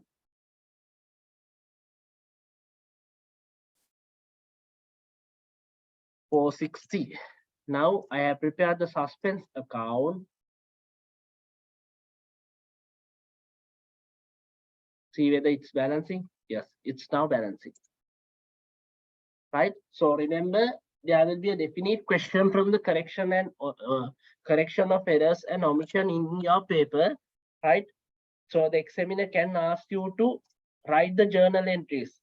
Right. Examiner can ask you to write the journal entries like this. So then you need to open a general journal. Open a general journal, then write the journal entries. Then at the same time he could ask you to open a suspense account, as I have done it here. So same kind of a question can be there in your paper as well, right? And one more thing can be tested. It's given the other part. So the profit correction. Now here you need to identify based on the draft account, there will be a calculated profit for the period. With these errors, this is the incorrect profit.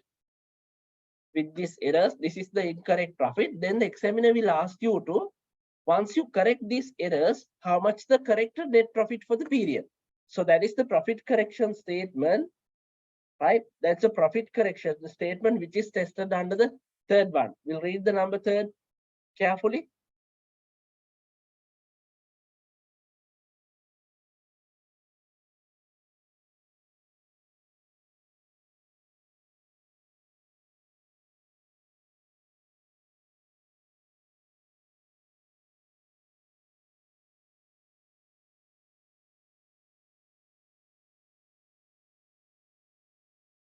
Right?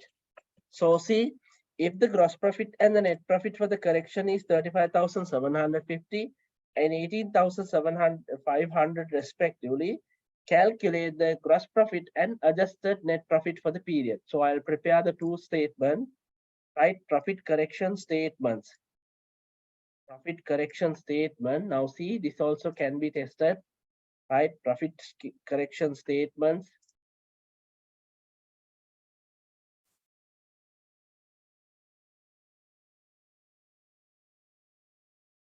Statement.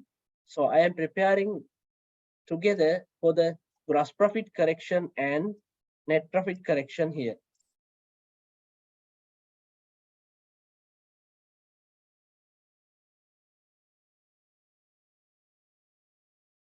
Right, we'll check the gross profit here. Gross profit here, the net profit. As per draft, how much the gross profit they have given? The gross profit and the net profit prior to correction, 35,750 here, 35,750 and 18,500. The other 18,500. This is the figures they have done with these 6 errors. When you correct these errors, now we'll identify how much the net profit and the gross profit after the correction. So suspense, no impact on the profit. Sales credit mean you have to add it here. Sales, increase of sales. Increase of sales. So sales increases mean your gross profit will increases and your net profit will increases. When the sales increases, your gross profit will increases. At the same time, net profit will increases. Plant, no impact, it's assets. Profit and loss credit mean, again, the net profit will increase. Plant, installation cost. So it does not have an impact on the gross profit, have an impact only on the net profit. Then third, discount received has come down. Discount received has come down mean your profit will come down, not the gross profit. Discounts received has come down. It does not have an impact on the gross profit, but the net profit will come down by 150. Then fourth one, inventory account, it is asset, cost of sale credit, increasing of closing stocks. Your gross profit will increase.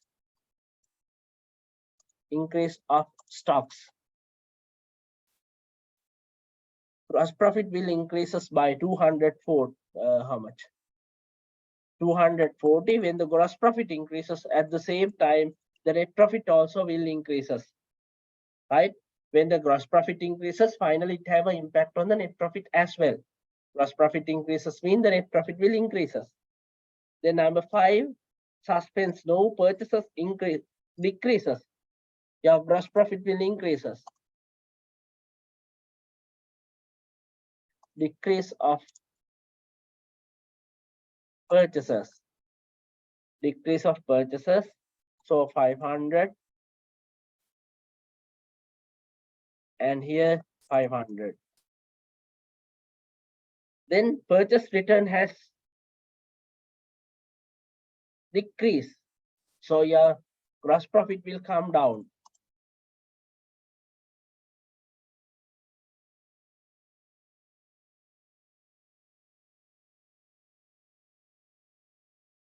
Purchase return.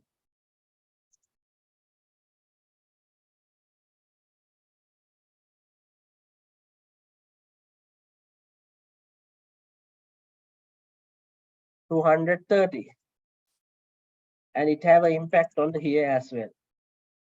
So here the net corrected net profit for the and the gross profit for the period would be this one.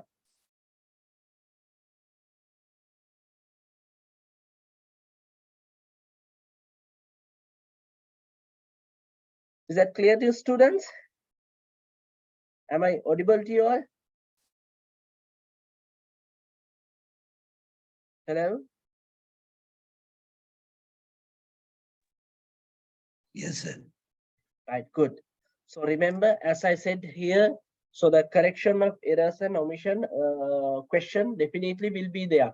So these are the common areas that normally examiner test, right? So as your paper structure is a standard paper, so that's the paper structure is accounting equation, definitely there will be a question. Then the bank reconciliation, there will be a question. Correction of errors and omission question. Trial balance is definitely tested. Then manufacturing account is also again tested. The other one is the bigger one, the financial statement of a sole proprietorship. That is the last question, question number 6, right?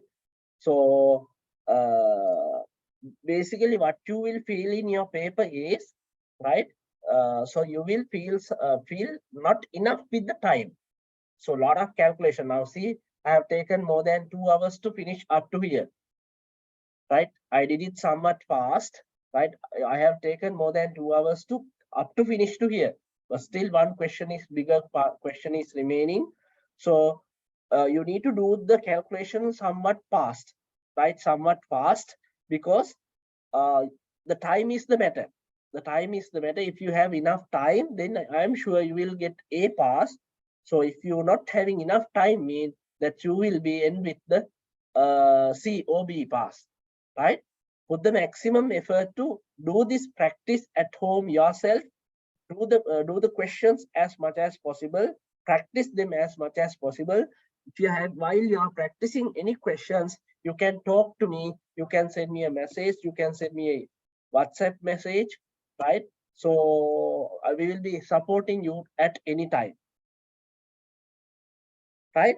So this Excel I'll be sharing with you. So this is the first seminar series we have started with the AAT1 for the vLearning session. So you'll be having, they have scheduled all the subject seminar series, right? So all the teachers, all the lecturers will be discussing a model paper, right? A target, highly possible target area, highly guess area for the August examination, right? Put the best use of this, all the login.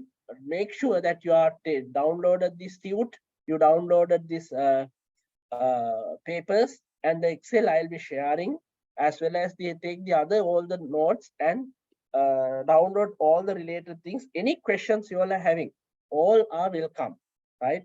We are here to we are ready to guide you all with all the questions. So as I said, this last question, I'll do it for you and I'll share the answer with you all. Any questions, you can come to me, you can talk to me. Even if you are coming to our classes, then you can directly come and meet me to get any clarification. So here, some correction of errors and omission part is somewhat tricky part. Why? If you are not good at in the double N system, how you will identify the errors of the other accounts, right?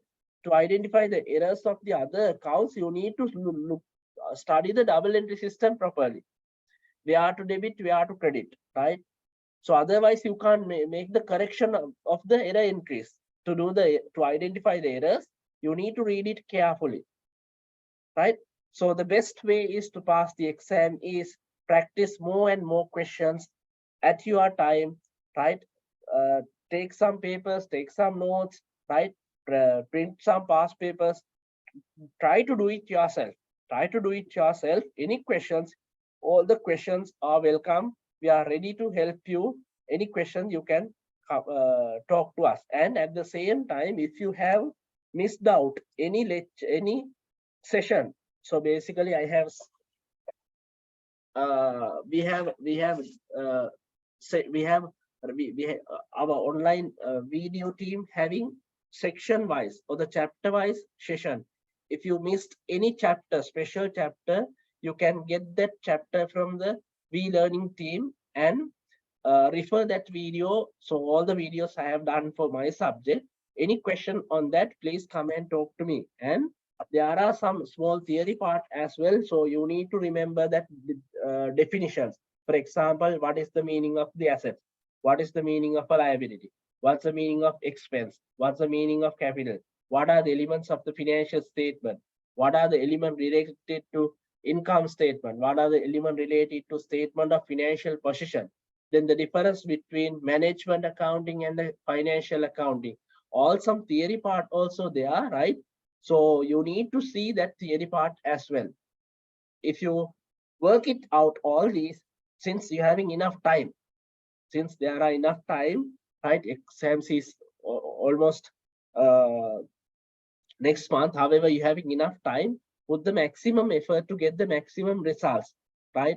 This is your time, this is your results, this is your effort will be reflected in the results, right? So the other thing I need to tell you is the last chapter, that is computerized environments and importance of the being ethical. That is again theory part. So I have not covered this chapter yet in the class, but I will be covering. So and read it that chapter as well, right? This is very important, right? So the examiner will be directly testing some question from this chapter, right? So as I said, so here we have discussed what is the meaning of the ethics. So basically ethics is you should know the difference between what is good, what is right, what is wrong. And every time you must select to do what is right, not what is wrong. Doing things right in a right way, right? That's simple ethics, right? So you should not apply, you should not violate the laws, regulation, then you should not pollute the environment, you should not use the child labor, you should not do the unethical business practices, right? Likewise, those are ethical business. If you having the ethics within the business, then only you can create a value for the customers. If you are creating the value for the customers, then the goodwill will be created. Then the interested parties, interested stakeholders will keep a rely on you. They will trust on you. Otherwise, the business will gradually lose their stakeholders, right? So these are very important. Read it, this theory part as well. Then only you can get the highest results, right? As I said, I'll do the last question for you all. I'll share that one, right? All the questions are welcome. Try to do this question, not a hard one, right? So if you go through this adjustment, not a hard one, right? So the depreciation is tested. Every year, the depreciation is tested, right? Then the bad debts write-off is tested. Accrued expenses are tested. So if any expenses which is not paid, mean you have to add it again. If it's paid in advance, you have to remove, right? If not paid, you have to add it. If paid in excess, you have to remove. Simple theory, right? At the same time, so the bank reconciliation statement formats, then the manufacturing accounts statement format, all the things you need to remember before you go to the exams, right? Read the questions carefully, put the maximum effort, right? Since you are having enough time, any questions are welcome at any time. Bring me the questions, anything you need to clarify, you can talk to me, you can ask me again, and we are here to guide you all, right? So here there is a small form in the Google form, so you can fill this to get some comment about our effort, right? About our effort. So it has been posted here, right? Please fill this form by using your understanding, right? Is it whether 2-hour time was added value to you, right? Any questions? All the things you can write it here and just fill and finish the today's session. So any questions, students?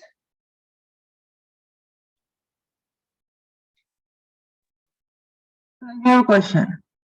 What Yes. is a memorandum column? What is a memorandum column? You It's a talked about memorandum columns today. Yes, it's here. So memorandum is it's a temporary column we are taking to just to get the totals. So cash book debit, we have the discounts given column. Cash book credit, we have the discount received column. So those two are not the same accounts. Two columns, not the same. Memorandum is temporary. Those two columns, right, we are using to get just the total only. Debit side, you having the discount given.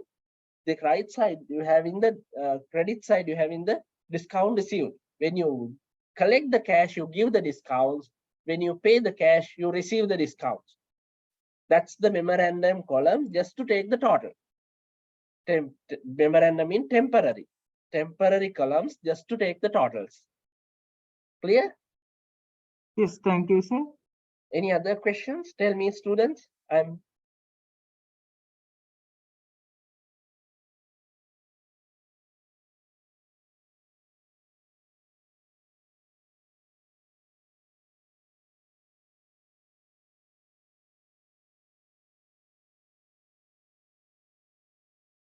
Any other questions you all are having? Right? Any other questions you all are having? If you need, you can put a chat me, or else you can send me a WhatsApp question. Then we can help you to understand the unclear points.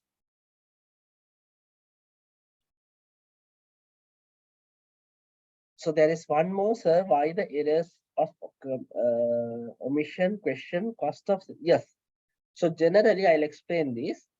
Closing inventory double entry is this. Yes, closing inventory double entry is this. What is the double entry for? We are using the closing inventory. Double entry for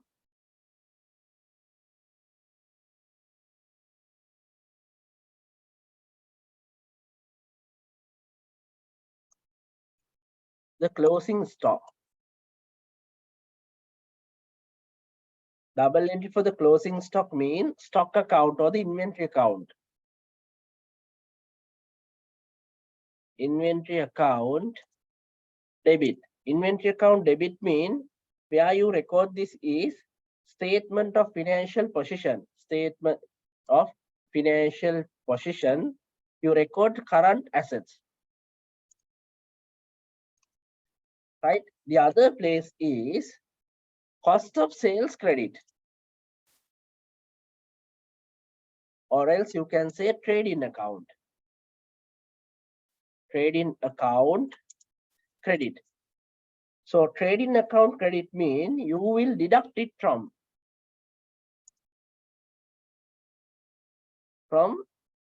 cost of sale. Sales in income statement.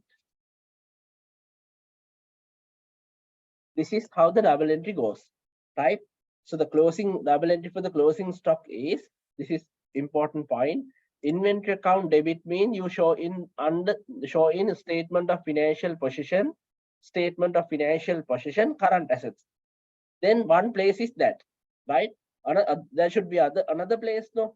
Double entry. So the cost of sale or the trade-in account credit. So basically we don't pass actually with the new statement. We prepare the financial statement on statement basis. Statement basis mean we are recording in as a minus figure in the income statement. That's what we here use the cost of sale or the trade-in account. You can use either cost of sale account or trade-in account. Both are correct. Trade-in account. Remember, this double entry is very important, right? So the closing double entry for the closing stock is inventory account debit, cost of sale account credit. If it's undertaken, you have to same repost it. If it's over posted, you have to reverse it.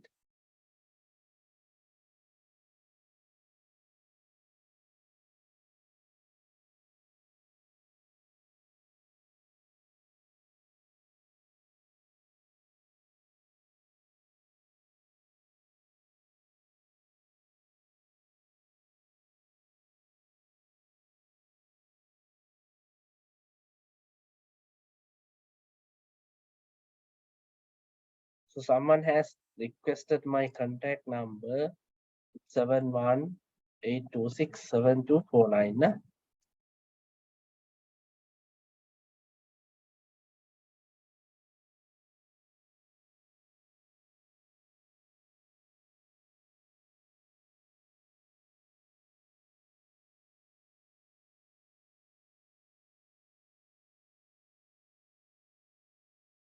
Please come and talk to me, this student. This student, please come and talk to me.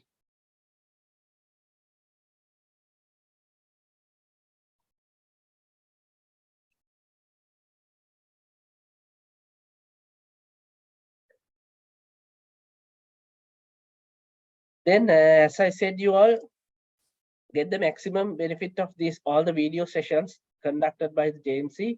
Any questions, all are welcome. Anytime you can talk to me, and I have shared my number. If you are in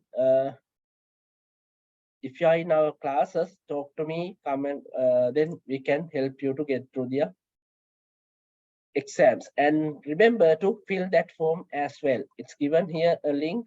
You can go to this link and fill that form. So that's very important for us to assess our assess about the session on today, right? Yes, I'll share the Excel with the last question as well, student, right? So I'll do the last question also, and with that Excel answer, I'll share you all. So the JMC vLearning team will be sending this answer Excel to you soon, right? I'll share this full Excel with you, right? Then any other questions? Shall we finish for the day?